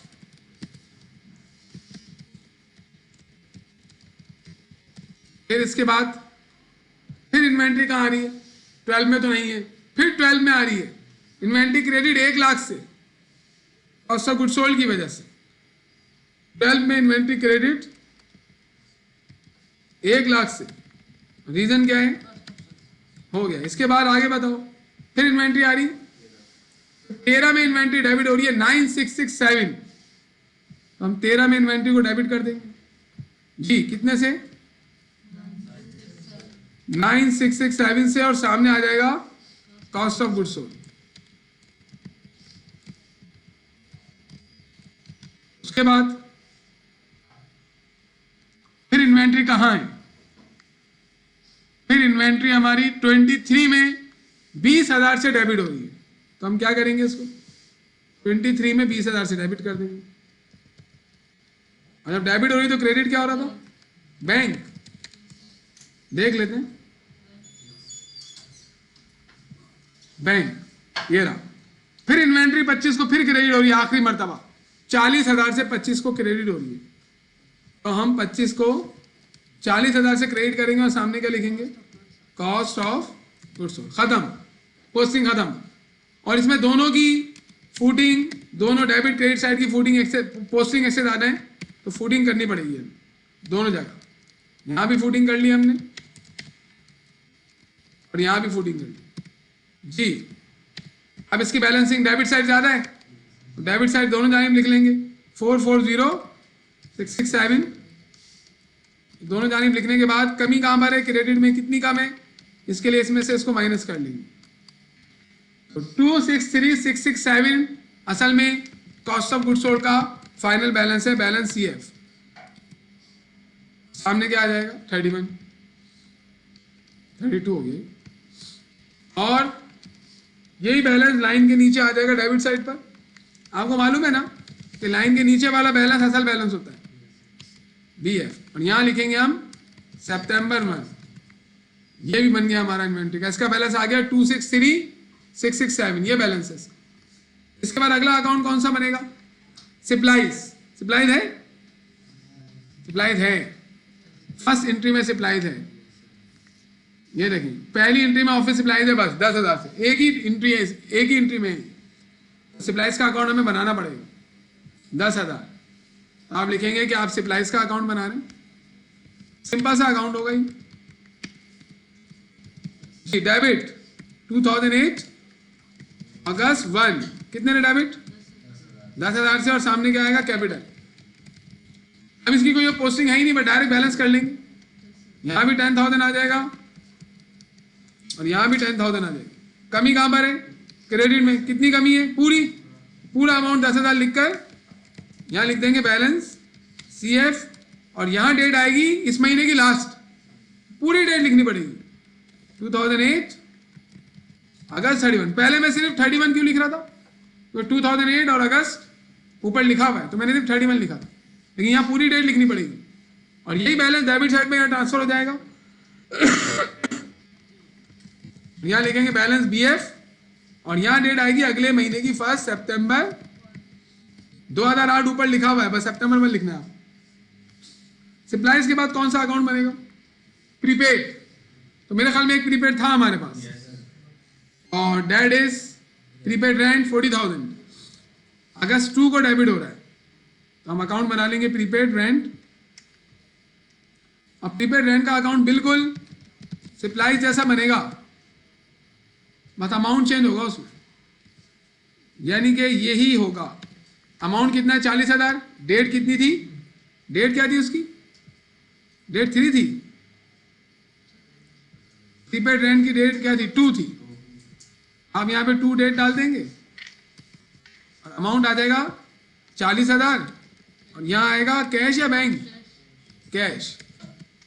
बाकी तो यहाँ भी 40 आ जाएगा, यहाँ भी 40 आ जाएगा, यहाँ भी 40 और यहाँ भी 40। ये हो गया प्रीपेड रेंट का अकाउंट, खत्म, बन गया, सही हो गया ये। इसके बाद फिर कौन सा अकाउंट बनेगा, ऑर्डर में जाए ना, लैंड बिल्डिंग। तो आप देखें आपके पास लैंड बिल्डिंग फर्नीचर फिक्सर कुछ भी नहीं है, सिर्फ फर्नीचर है 40,000। तो आप फर्नीचर का अकाउंट ओपन करेंगे, फर्नीचर का अकाउंट भी कुछ ऐसी ही ओपन होगा, डेट अलग आएगी उसकी, बस बल्कि ये वाले को कॉपी करो।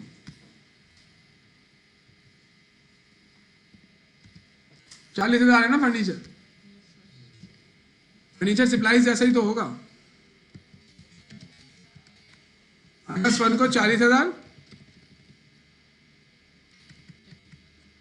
40,000, 40,000, और यहाँ भी 40,000, खत्म हो गया, बिल्कुल वैसे ही बन गया। इसके बाद कौन सा है, सारे प्लांट एसिड और उसका एक्यूमुलेटेड। तो कोई और प्लांट एसिड हमारे पास है ही नहीं, और लाइब्रेरी में आ जाएंगे डायरेक्ट, और लाइब्रेरी में नोट टेबल नहीं है, अकाउंट टेबल है। तो आप जाएं और अकाउंट टेबल को देखें जी। अकाउंट टेबल फर्स्ट में आ रहा है 3 लाख से क्रेडिट हो रहा है। अब अकाउंट टेबल का अकाउंट ओपन करें जी भाई। क्रेडिट 2008 अगस्त 1,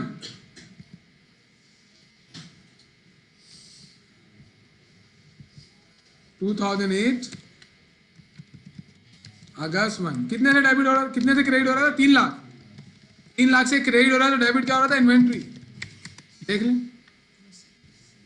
इन्वेंट्री ही डेबिट हो रहा है। फिर अकाउंट टेबल कब आया, 3 में अकाउंट टेबल डेबिट हो रहा है 5,000 से, और उसका रीजन क्या है, इन्वेंट्री। तो आप 3 में अकाउंट टेबल को डेबिट कर दें, यहाँ डेट लिखेंगे 2008 अगस्त 1, 3 में डेबिट हो रहा है कितने थे, 5,000। सामने क्या आएगा, इन्वेंट्री, देख लो इसमें डेबिट 5000 इन्वेंट्री, और अकाउंट टेबल 4 में आ रहा है। अगस्त 3 लिखा है, 1 लिखा है मैंने, 3 लिखा है ना, 1 का लिखा है। आगे चले, इसके बाद फिर हमारे पास अकाउंटेबल डेबिट हो रहा है 1,95,000 से। इसके 2 रीजन से, दोनों लिखने पड़ेंगे हमें। कैश की वजह से 1,94,000, इन्वेंट्री की वजह से 1,000। 4 में अकाउंटेबल डेबिट, कैश की वजह से 1,94,000 और इन्वेंट्री की वजह से 1,000, ये हो गया।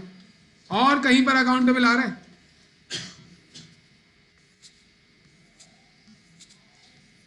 और कहीं पर भी अकाउंटेबल नहीं नजर आ रहा हमें, नहीं है, तो बस सही है, इसको बैलेंस कर लेंगे। इसकी भी क्रेडिट की फुटिंग नहीं होगी क्योंकि एक ही पोस्टिंग है, लेकिन डेबिट की फुटिंग होगी। डेबिट की फुटिंग कर लेते हैं बेटा, वो एक ही फुटिंग है ना, एक ही पोस्टिंग है ना, ये एक पोस्टिंग है। असल में ये जो पोस्टिंग है वो ये वाली है। अकाउंट पेबल क्रेडिट हो रहा है, कहां चला गया, अकाउंटेबल डेबिट हो रहा है 1,95,000 से, सही है। हमने इस 1,95,000 को इन टाइटल्स की वजह से खोल के लिखना पड़ेगा। हम ये 1,95,000 डायरेक्ट नहीं लिख सकते, तो ये जो पोस्टिंग हो रही है यही वाली पोस्टिंग है 1,95,000 की। ये जो लिखा हुआ है ना आपके पास, ये 1,95,000, ये 1,95,000, इन दोनों को मिला के बनेगा, तो ये एक ही पोस्टिंग है। यानी ये पोस्टिंग ये वाली है, ये वाली पोस्टिंग है, लेकिन ये पोस्टिंग हमने इन 2 टाइटल्स की वजह से खोल के लिखी। नेक्स्ट, अब इसकी वो कर लें आप बैलेंसिंग, तो क्रेडिट साइड बढ़ी है 3 लाख, 3 लाख दोनों जानिब लिख लेंगे। कमी कहां पर है, डेबिट में कमी है ना, जहां कमी हो वहां लाइन के ऊपर आता है बैलेंस। यहां क्या लिखूं, बैलेंस CF आएगा बेटा, और यहां डेट आएगी इस महीने की लास्ट, और जहां ज्यादा हो वहां लाइन के नीचे आता है। ज्यादा कहां पर है, क्रेडिट में ज्यादा है ना, यहां पर आप लाइन के नीचे माइनस करके लिखेंगे। तो बैलेंस लिखते हैं, आपको मालूम है ना भाई, माइनस करके लिखते हैं, ऐसा ना हो पता ही ना हो, आपको करवाया हुआ है मैंने पीछे ही। बैलेंस BF लाइन के नीचे आएगा, लाइन के ऊपर CF आता है, लाइन के नीचे BF आता है। हाँ बच्चा, यहां डेट आएगी सितंबर 1। यहां पर क्या था, फर्नीचर में अमाउंट कम कहां था, क्रेडिट में, तो हमने माइनस, जैसे लाइन के ऊपर लिखा तो यहां CF लिखा है, और जो लाइन के नीचे होता है वो असल बैलेंस होता है। लेजर नहीं पढ़ा आप लोगों ने, पढ़ा है ना, लेजर ने बताया था मैंने। यही तरीके से देखे ना, इन्वेंट्री में जो बड़ा अमाउंट है वो डेबिट साइड का था, तो मैंने दोनों जानिब लिखने के बाद जहां कम था वहां इसमें से इसको माइनस करके लाइन के ऊपर अमाउंट लिखा है। लाइन के ऊपर जो अमाउंट लिखेंगे उसको CF लिखते हैं, क्रेडिट में CF नहीं लिखते। क्रेडिट में भी कमी आ सकती है, डेबिट में भी कमी आ सकती है। जहां कम होगा वहां पे CF लिखेंगे, और जहां ज्यादा होगा वहां BF लिखेंगे। ऊपर वाले अकाउंट्स में कम क्रेडिट में आ रहा था ना, तो CF क्रेडिट में ही आया जा रहा था, लेकिन यहां पर कम आ गया डेबिट में। क्यों, तो क्रेडिट का 3 लाख है, डेबिट का 2 लाख है, तो यहां कम था तो यहां पे लाइन के ऊपर लिखा, तो यहां CF आएगा। अल्लाह हम सब पे रहम फरमाए। अकाउंट पेबल के बाद कौन सी लायबिलिटी है, कोई और लायबिलिटी हमें यहाँ पे नजर नहीं आएगी, हमने देखा है कोई और लायबिलिटी नहीं है। तो अब कौन सा अकाउंट बनेगा, ऑर्डर में जाओ, कैपिटल। ब्लाइंड सवाल में है नहीं, सिर्फ कैपिटल का ही बनना है, तो कैपिटल का अकाउंट बनाएंगे जी। अब कैपिटल का अकाउंट जो बनाएंगे उसकी पोस्टिंग हमें एंट्री देखनी पड़ेगी। पहली एंट्री में कैपिटल आ रहा है, कैपिटल क्रेडिट हो रहा है 5,50,000 से, लेकिन इसके 3 रीजन हैं, तो आप 5,50,000 डायरेक्ट थोड़ी लिख सकते हैं, आपको लिखना पड़ेगा 3 मरतबा कैपिटल क्रेडिट हुआ है असल में। यानी इसकी मैं अगर एंट्री बनाता तो 3 एंट्रीज बन सकती थी।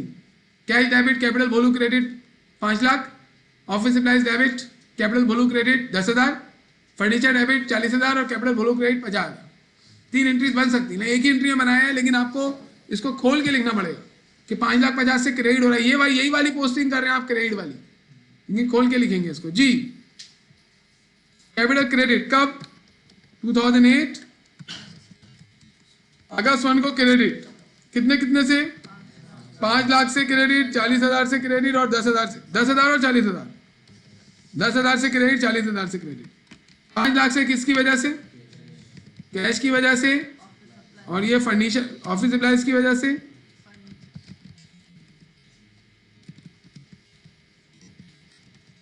और ये फर्नीचर की वजह से। ये जो पोस्टिंग है, अब स्टूडेंट क्या समझना शुरू कर देता है कि मैंने ये पोस्ट किया है, मैंने ये पोस्ट नहीं किया, ये तो कैश के अकाउंट में पोस्ट होगा, ये ऑफिस सप्लाईज के अकाउंट में पोस्ट होगा, ये फर्नीचर के अकाउंट में पोस्ट होगा, मैंने ये पोस्ट किया।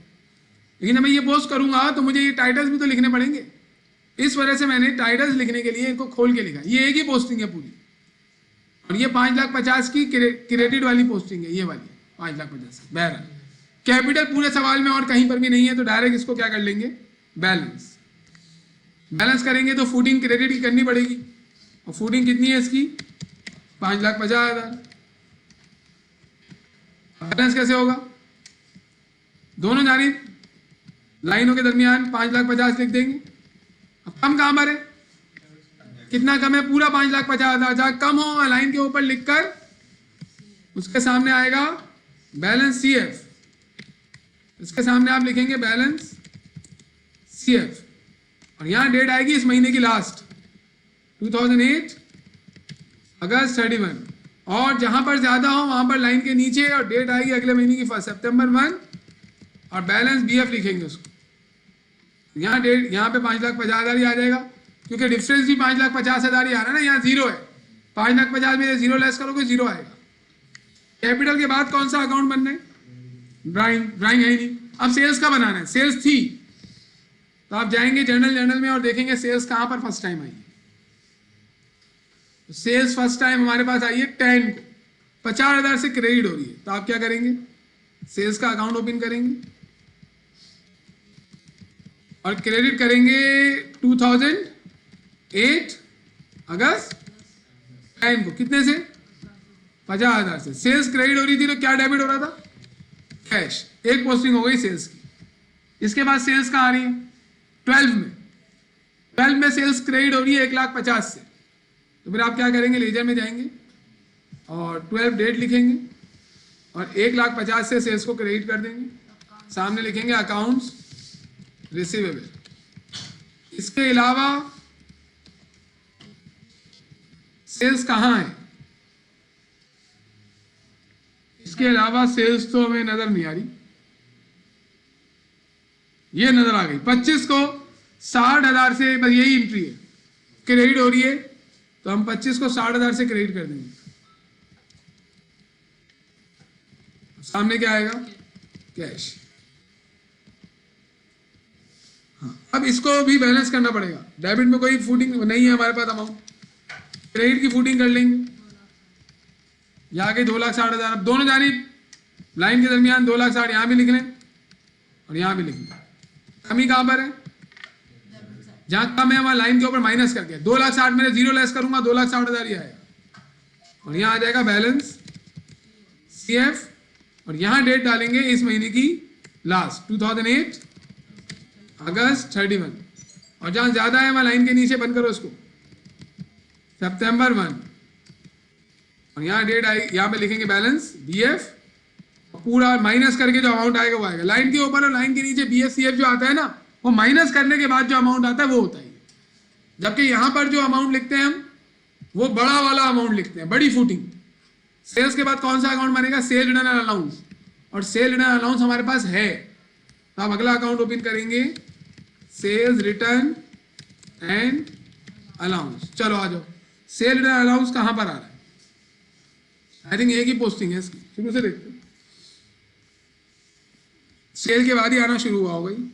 ये रहा 13 को सेल रिटर्न अलाउंस डेबिट हो रहा है, लेकिन इसकी 2 क्रेडिट है, तो इसको भी खोल के लिखना पड़ेगा हमें। डेबिट हो रहा है 13 को, तो हम क्या करेंगे? डेबिट करेंगे। डेबिट ही होता ही है, जर्नल एंट्री से डेबिट में ही जाता है, क्योंकि कॉन्ट्रा रेवेन्यू है। रेवेन्यू क्रेडिट में जाती है तो कॉन्ट्रा रेवेन्यू डेबिट में ही जाएगा। 2008 अगस्त 13। कॉन्ट्रा अकाउंट हमेशा अपने ओरिजिनल अकाउंट के रिवर्स होते हैं। अब इधर 2 लिखेंगे आप। क्या? सेल रिटर्न अलाउंस डेबिट जो हो रहा है ना, उसका पहला रीजन क्या है? 5,000 रुपए कैश की वजह से, 10,000 रुपए अकाउंट रिसीवेबल की वजह से। तो आप यहां लिखेंगे 5,000 कैश की वजह से और 10,000 अकाउंट रिसीवेबल की वजह से। 10,000 ही है ना, बस और कोई पोस्टिंग नहीं है, आप देख लीजिएगा, कोई और posting sales return and allowance की नहीं है। तो भाई इसको क्या करेंगे हम, बैलेंस कर लेंगे। पहले फूटिंग करें, 15,000 की फूटिंग आ रही होगी, बैलेंस करेंगे तो 15,000 यहां पर आ जाएगा। 15,000 ही बैलेंस आना है इसका हमें पता है, लेकिन हम फॉर्मेलिटी पूरी कर रहे हैं। कम कहां पर है, तो क्रेडिट में 15,000 लिखेंगे, क्योंकि 15,000 में से 15,000 में से 0 लेस करेंगे, 15,000 ही आ जाएगा। और यहाँ लिखेंगे बैलेंस CF, और यहाँ डेट आएगी इस महीने की लास्ट 2008 अगस्त 31, और जहाँ ज्यादा है वहां पर लाइन के नीचे 15,000 माइनस करने के बाद आएगी, और यहाँ आ जाएगा बैलेंस BF, और डेट आएगी अगले महीने की 1 सितंबर 1। बस कुछ अकाउंट रह गए हमारे। अब हम देखें दोनों अलग अलग नजर आ रहे हैं। रेवेन्यू नजर आ रही है 2,60,000 सेल्स, ये इसका बैलेंस है, लाइन के नीचे वाला बैलेंस होता है। और सेल रिटर्न अलाउंस अलग से नजर आ रहा है कितना, 15,000। अगर हम सेल रिटर्न अलाउंस का अकाउंट ओपन नहीं करते बल्कि सेल्स को ही डेबिट कर देते एंट्री में, तो यहाँ पे सेल्स डायरेक्ट माइनस होकर 2,45,000 आ रही होती, और ऐसा नजर आ रहा होता है जैसे हमने सेल ही 2,45,000 की है। लेकिन यहाँ पे देखें अलग अलग पता चल रहा है कि सेल्स हुई थी असल में 2,60,000 की, इसमें से 15,000 का माल वापस आ गया। तो इससे हमें फायदा हो रहा है। इसी वजह से हम सेल्स को डेबिट करने के बजाय रिटर्न के वक्त सेल रिटर्न अलाउंस को डेबिट करते हैं। इसके बाद कौन सा अकाउंट बनेगा, सेल्स डिस्काउंट। सेल डिस्काउंट भी हमारे पास है, तो हम सेल्स डिस्काउंट का अकाउंट ओपन करेंगे। अब चलें आ जाए, सेल्स डिस्काउंट को तलाश करते हैं। एक ही ट्रांजेक्शन में सेल डिस्काउंट मौजूद था, ये रहा बस। 18 में सेल डिस्काउंट डेबिट हो रहा है तो क्रेडिट हो रहा है क्या, अकाउंट रिसीवेबल। अब 18 में जाएंगे और सेल्स डिस्काउंट को डेबिट करेंगे। अब अगर मैं भूल भी जाऊं ना पीछे क्या हो रहा था, मुझे पता है कि सेल डिस्काउंट होता ही डेबिट है। कॉन्ट्रा रेवेन्यू है अगस्त 12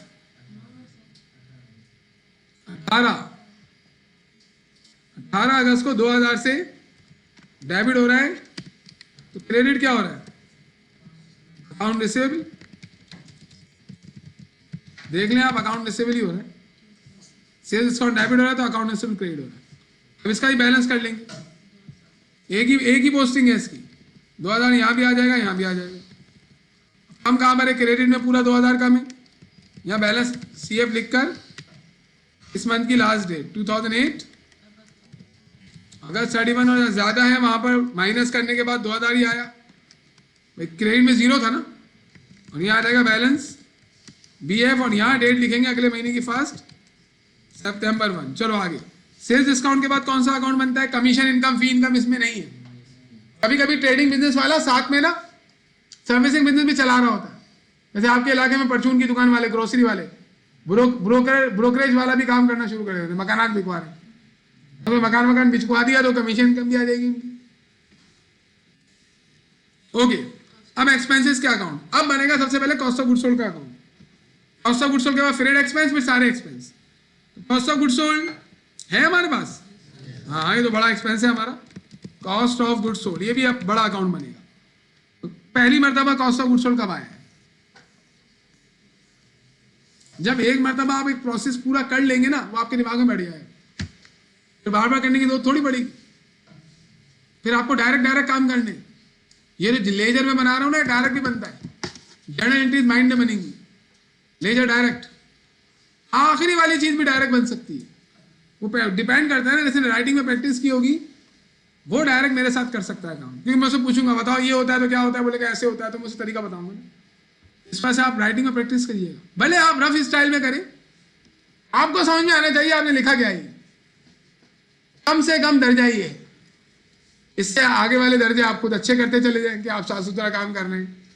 लेकिन कम से कम ये है कि आप लिखें लाजमी। Cost of goods sold first time कब आ रहा है, फर्स्ट टाइम आ रहा है 10 में, 30,000 से डेबिट। तो आप क्या करेंगे, 2008 अगस्त 10, 30,000 से डेबिट हो रहा है। और कॉस्ट ऑफ गुड्स सोल्ड मालूम है जब डेबिट कब होता है, जब इन्वेंट्री क्रेडिट होती है। भाई कॉस्ट ऑफ गुड्स सोल्ड में सिर्फ इन्वेंट्री तो जाती है, इन्वेंट्री आनी है सामने। ये देख लें, cost of goods sold debit, inventory credit. फिर कॉस्ट ऑफ गुड्स सोल्ड 12 में आ रहा है, 1,00,000 से डेबिट हो रहा है। तो आप क्या करेंगे, 12 में फिर डेबिट करेंगे 1,00,000 से, और सामने इन्वेंट्री आ जाएगी। फिर उसके बाद cost of goods sold credit हो रहा होगा 13 में, cost of goods sold credit हो रहा है 9667 से, हम क्रेडिट कर देंगे उसको। 13 तो डेट क्रेडिट हो रहा है तो हम पूरी डेट लिखनी पड़ेगी 2008 अगस्त 13, और यहाँ सामने क्या आ जाएगा 9667, और यहाँ सामने हम क्या लिख देंगे inventory. Cost of goods sold credit जो हो रहा है उसके आगे इन्वेंट्री डेबिट होगी। फिर कॉस्ट ऑफ गुड्स सोल्ड कहीं नजर आ रहा है आपको? आई थिंक एक और दफा आएगा, ये 25 को आ रहा है, बस 25 को आखिरी मरतबा डेबिट। आप 25 में इसको डेबिट करें, कितने से 40,000, सामने आ जाएगा इन्वेंट्री, खत्म। अभी तो फूटिंग बैलेंसिंग कर ले, डेबिट की फूटिंग करने की जरूरत पड़ेगी, अमाउंट पोस्टिंग 3 है, क्रेडिट की करने की जरूरत नहीं है। तो 1,70,000 दोनों जानिब लिख लेंगे। कम कहां पर है? क्रेडिट में कम है, कितना कम है? इसमें से माइनस कर लें इसको, ये बैलेंस आ गया 16,033। इसका मतलब है असल में जो हमने गुड्स बेची है ना वो इतने की पड़ी थी, कि हमने बेची तो इतने की थी लेकिन इतनी वाली वापस आ गई ना, तो असल हमारी कॉस्ट ऑफ गुड्स सोल्ड ये है। This is our balance CF carried forward. यहाँ डेट आ जाएगी क्या 31, और यही बैलेंस यहाँ ट्रांसफर हो जाएगा। मतलब कि हमने ट्रायल बैलेंस में ये लेके जाना है 16,033, ये हमारा असल एक्सपेंस है, और यही हमारी रेवेन्यू में से लेस होकर प्रॉफिट निकलवाएगा। बैलेंस BF, और यहाँ डेट आएगी सितंबर 1। असल cost of goods sold originally हमने 1,70,000 की गुड्स ट्रांसफर की थी, वो इतने की वापस आ गई तो कॉस्ट ऑफ गुड्स सोल्ड खत्म हो गई ना। अब अगर कोई 1,70,000 का एक्सपेंस लेस कर दे तो गलत होगा वो। असल में एक्सपेंस हमारा 16,033 है। इसके बाद फ्रेड एक्सपेंस बोल रहा है वो, हम ढूंढेंगे फ्रेड एक्सपेंस हैगा क्या ये? फ्रेड एक्सपेंस 5,000 रुपए 12 तारीख, फ्रेड एक्सपेंस का अकाउंट ओपन कर लेंगे। मतलब फ्रेड एक्सपेंस का अकाउंट फर्नीचर की तरह ही बनेगा। 12 तारीख 2008 अगस्त 12, 5,000, सामने क्या आ जाएगा हमारे पास कैश। अब बैलेंस कर लो, कुछ है ही नहीं इसमें, एक ही दफा आ रहा है, दोनों जानी 5,000 लिख लें आप। कम कहां पर है? क्रेडिट में, लाइन के ऊपर लिखकर बैलेंस CF, और इधर डेट आ जाएगी इस महीने की लास्ट, पूरी डेट आ रही। पूरी डेट क्यों लिखनी पड़ रही है? ऊपर 2008 अगस्त नहीं लिखा हुआ, और जहां कम है जहां ज्यादा है वहां पर लाइन के नीचे, और यहाँ लिख लेंगे बैलेंस BF, और यहाँ डेट आ जाएगी सितंबर 1। खत्म हो गया। अब हमारे पास जितने भी एक्सपेंसेस है ना वो सारे ले लेने हैं, उसमें सीक्वेंस की जरूरत नहीं है। शुरू से देखते हैं कौन कौन से एक्सपेंसेस है आपके पास। तो शुरू में तो नहीं है कोई एक्सपेंस जी। फ्रेड एक्सपेंस हमने कर लिया। एडवर्टाइजिंग एक्सपेंस 1,020 को आ रहा है। एडवर्टाइजिंग एक्सपेंस का अकाउंट ना बिल्कुल ऐसा ही बनेगा। एक काम करते हैं,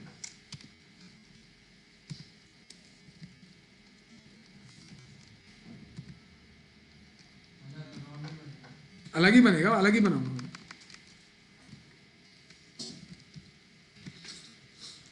अब हमें अकाउंट बनाना है एडवर्टाइजिंग एक्सपेंस का, तो इधर हम एडवर्टाइजिंग एक्सपेंस लिख लेंगे। तो मैंने ऐसी डाटा पेश किया है, एडवर्टाइजिंग एक्सपेंस। क्या रेट है बेटा एडवर्टाइजिंग एक्सपेंस?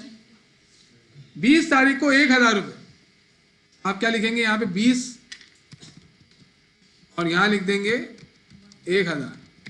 ये हमारा अकाउंट बन गया, सही है, फाइनल हो गया, टाइम बच गया। इसके बाद कौन सा हमारा अकाउंट है एक्सपेंस का?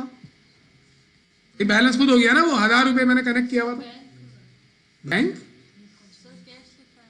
हाँ, एक चीज चेंज होगी कि कैश की जगह पे बैंक आए। थैंक यू सो मच, अल्लाह आपकी मगफरत फरमाए। हर किसी को मरना है ना, 50, 60, 70, 80, 90, 100 साल बाद तो मगफरत हो जाए उसके बाद। इसके बाद यूटिलिटी एक्सपेंस 8,000 कैश की वजह से, तो आप क्या करेंगे?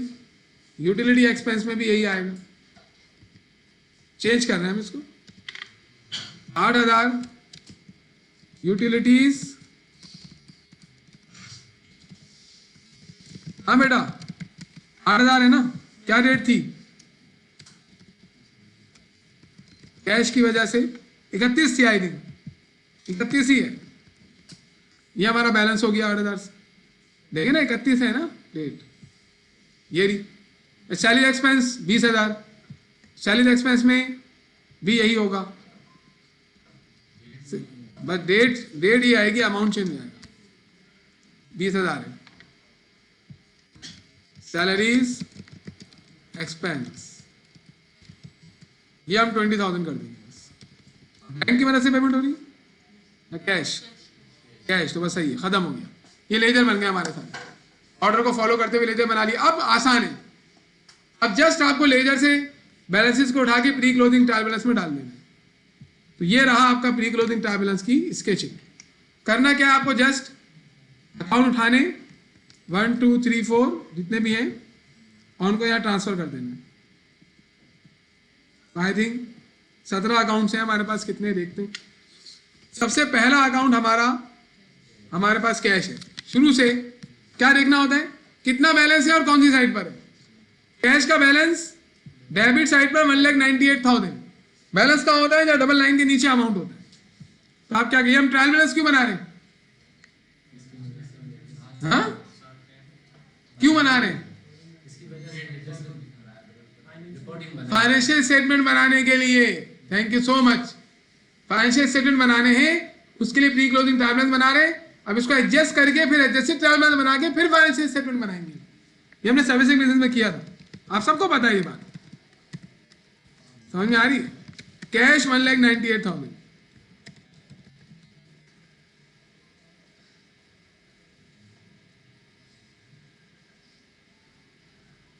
भाई देखें, अगर आप बॉलिंग सीखने जा रहे हैं और आप वसीम अकरम हैं, तो जो सामने वाला आपको बॉलिंग सिखाएगा ना, आप बहुत जबरदस्त तरीके से उसकी बात समझोगे और उसमें जिद्दत भी पैदा कर सकते हो, क्योंकि आपका एक्सपीरियंस है, आपने उस पर काम किया हुआ है। लेकिन अगर फॉर एग्जाम्पल मैं जा रहा हूँ बॉलिंग सीखने, तो आज तक एक बॉल भी नहीं की, एज्यूम कर लें मैंने आज तक एक बॉल ही नहीं की, मैं सीखने जा रहा हूँ, सामने वाला कितना भी अच्छा काम कर ले, मुझे वो बॉलिंग में कोई पता तो चलेंगी चीज़ें, लेकिन जो वसीम अकरम ने सीखा होगा वो चीज़ मुझे नहीं सीख सकता। तो आपकी क्लास में या किसी और क्लास में स्टूडेंट के सीखने के लेवल डिफरेंट हो जाते हैं, वो डिपेंड करता है उन्होंने प्रीवियस काम कितना किया हुआ है। जितना ज़्यादा पीछे काम किया हुआ होगा और आपने मेहनत की हुई होगी, उतना ज़्यादा समझ में आएगा। बराबर में बैठा हुआ बंदा 1% भी नहीं समझ पाएगा, आप 2000% समझ रहे हो। डिपेंड करता है आपका काम कितना पीछे हुआ है। अब एक बंदा जो पहले अकाउंटिंग पढ़ा हुआ है और जो नहीं पढ़ा हुआ है, उसमें फर्क होता है। उसे ज्यादा समझ में आना चाहिए जिससे पहले अकाउंटिंग पढ़ी है, लेकिन वो अपने आप को हीरो समझता है, बोलता मुझे तो बहुत कुछ आता है। और फिर जब वो FSCR में जाता है तो FSCR का टीचर उसको यकीन दिलाता है कि तुम हीरो नहीं जीरो हो, तुमने बहुत सारे टॉपिक छोड़ दिए। अल्लाह हम सबको जीरो होने से बचाए। लेजर बैंक का बैलेंस कितना है, दो बातें बतानी होती हैं, अमाउंट और डेबिट क्रेडिट। जी डेबिट 1,07,000, तो हम क्या करेंगे, हम प्री क्लोजिंग बैलेंस में जाएंगे और लिखेंगे बैंक डेबिट में 1,07,000। इसके बाद अगला अकाउंट हमारा कौन सा है, अगला अकाउंट रिसीवेबल जी डेबिट 40,000, तो हम लिखेंगे अकाउंट्स रिसीवेबल डेबिट 40,000। इसके बाद इन्वेंट्री डेबिट 263,667, आप लिखेंगे इन्वेंट्री डेबिट 263,667। इसके बाद अगला अकाउंट कौन सा है, अगला अकाउंट है सप्लाईज 10,000, प्रीपेड रेंट 40,000, दोनों लिख लेते हैं। ऑफिस सप्लाईज है, ऑफिस सप्लाईज और प्रीपेड रेंट। ऑफिस सप्लाईज कितना था, 10,000 और प्रीपेड रेंट 40,000, वो पता चल जाएगा। हाँ, फर्नीचर 40,000 डेबिट और account payable credit 1,00,000। Furniture debit 40,000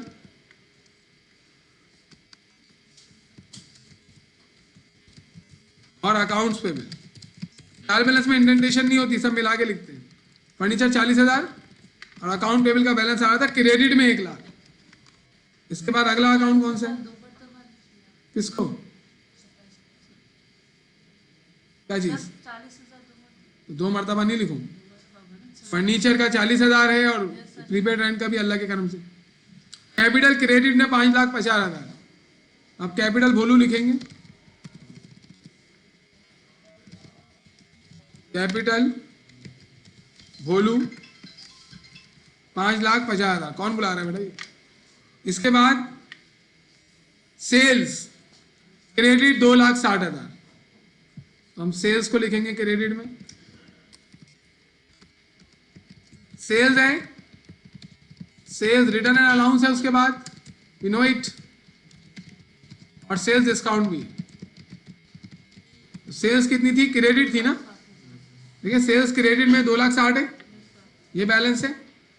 cell and allowance debit में 15,000 और सेल डिस्काउंट डेबिट में 2,000। सबको लिख लेते हैं। सेल्स क्रेडिट में 2,60,000,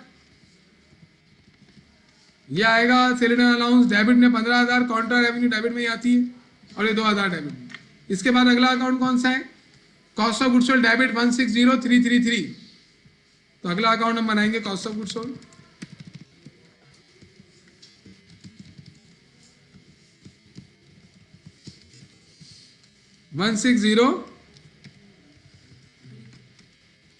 लेकिन कल लाजमी है जैसे ट्रैवल सब करके लेके आइएगा।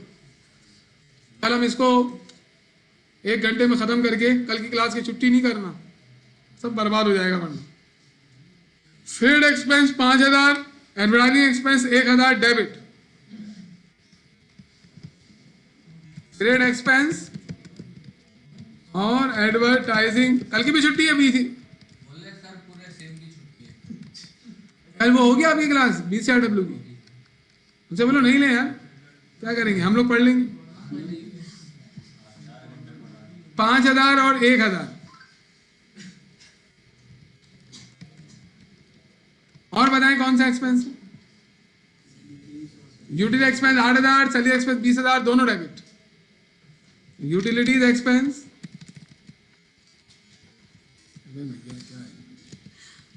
यूटिलिटीज एक्सपेंस और सैलरीज एक्सपेंस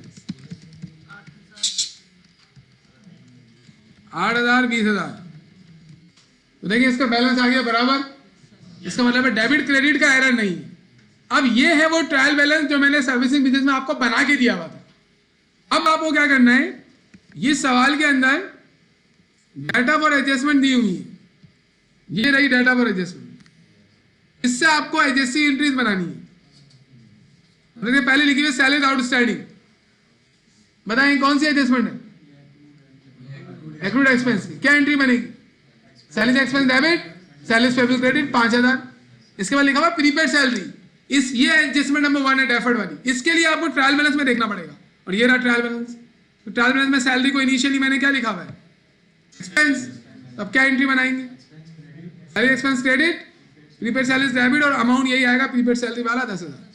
ये सोल्यूशन मैं आज आपको दे दूंगा, लेकिन आपको बना के फिर मैच करना है। कौन सा सोल्यूशन? एडजस्टेड ट्रायल बैलेंस तक का दे दूंगा। Land expense 30,000। अब ये एडजस्टमेंट एक्रूड एक्सपेंस की भी हो सकती है, फर्स्ट भी हो सकती है, डेफर्ड एक्सपेंस की भी हो सकती है ना। इसके लिए हमें देखना पड़ेगा। इसने रेंट को क्या लिखा हुआ है? प्रीपेड रेंट लिखा हुआ है। तो ये एडजस्टमेंट नंबर 1 हो गई डेफर्ड एक्सपेंस। क्या बनेगी? Prepaid rent credit, rent expense debit, और अमाउंट यही आएगा हमारा 30,000। प्रीपेड एडवर्टाइजिंग ये तो है ही 1 वाली। इसके लिए इनिशियली क्या रिकॉर्ड हुआ है ट्रायल बैलेंस में? देखो एडवर्टाइजिंग को क्या लिखा हुआ है? Advertising expense. क्या एंट्री बनाएंगे? डेबिट, एडवर्टाइजिंग एक्सपेंस क्रेडिट, और प्रीपेड वाला अमाउंट आएगा 500। गुड।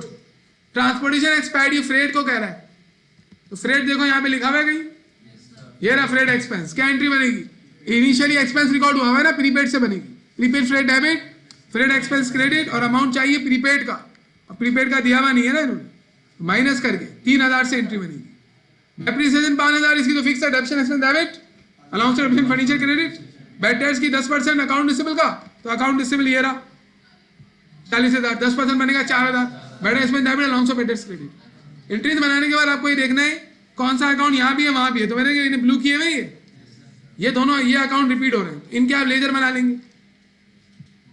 लेजर बनाने के बाद एडजस्टेड ट्रायल बैलेंस कैसे बनाएंगे? ऑर्डर को देख के। अब देखिए वो मैंने एडजस्टेड ट्रायल बैलेंस आपको बताया था, बहुत इंपॉर्टेंट है। आप इसमें आए, मैंने इसको एडजस्टेड ट्रायल बैलेंस तक किया हुआ है, ये रहा, ये मैंने जर्नल एंट्रीज बनाई हुई है परपेचुअल की, वही जो हमने बनाई है अभी। ये बनाने के बाद अब देखिए मैंने यहां पर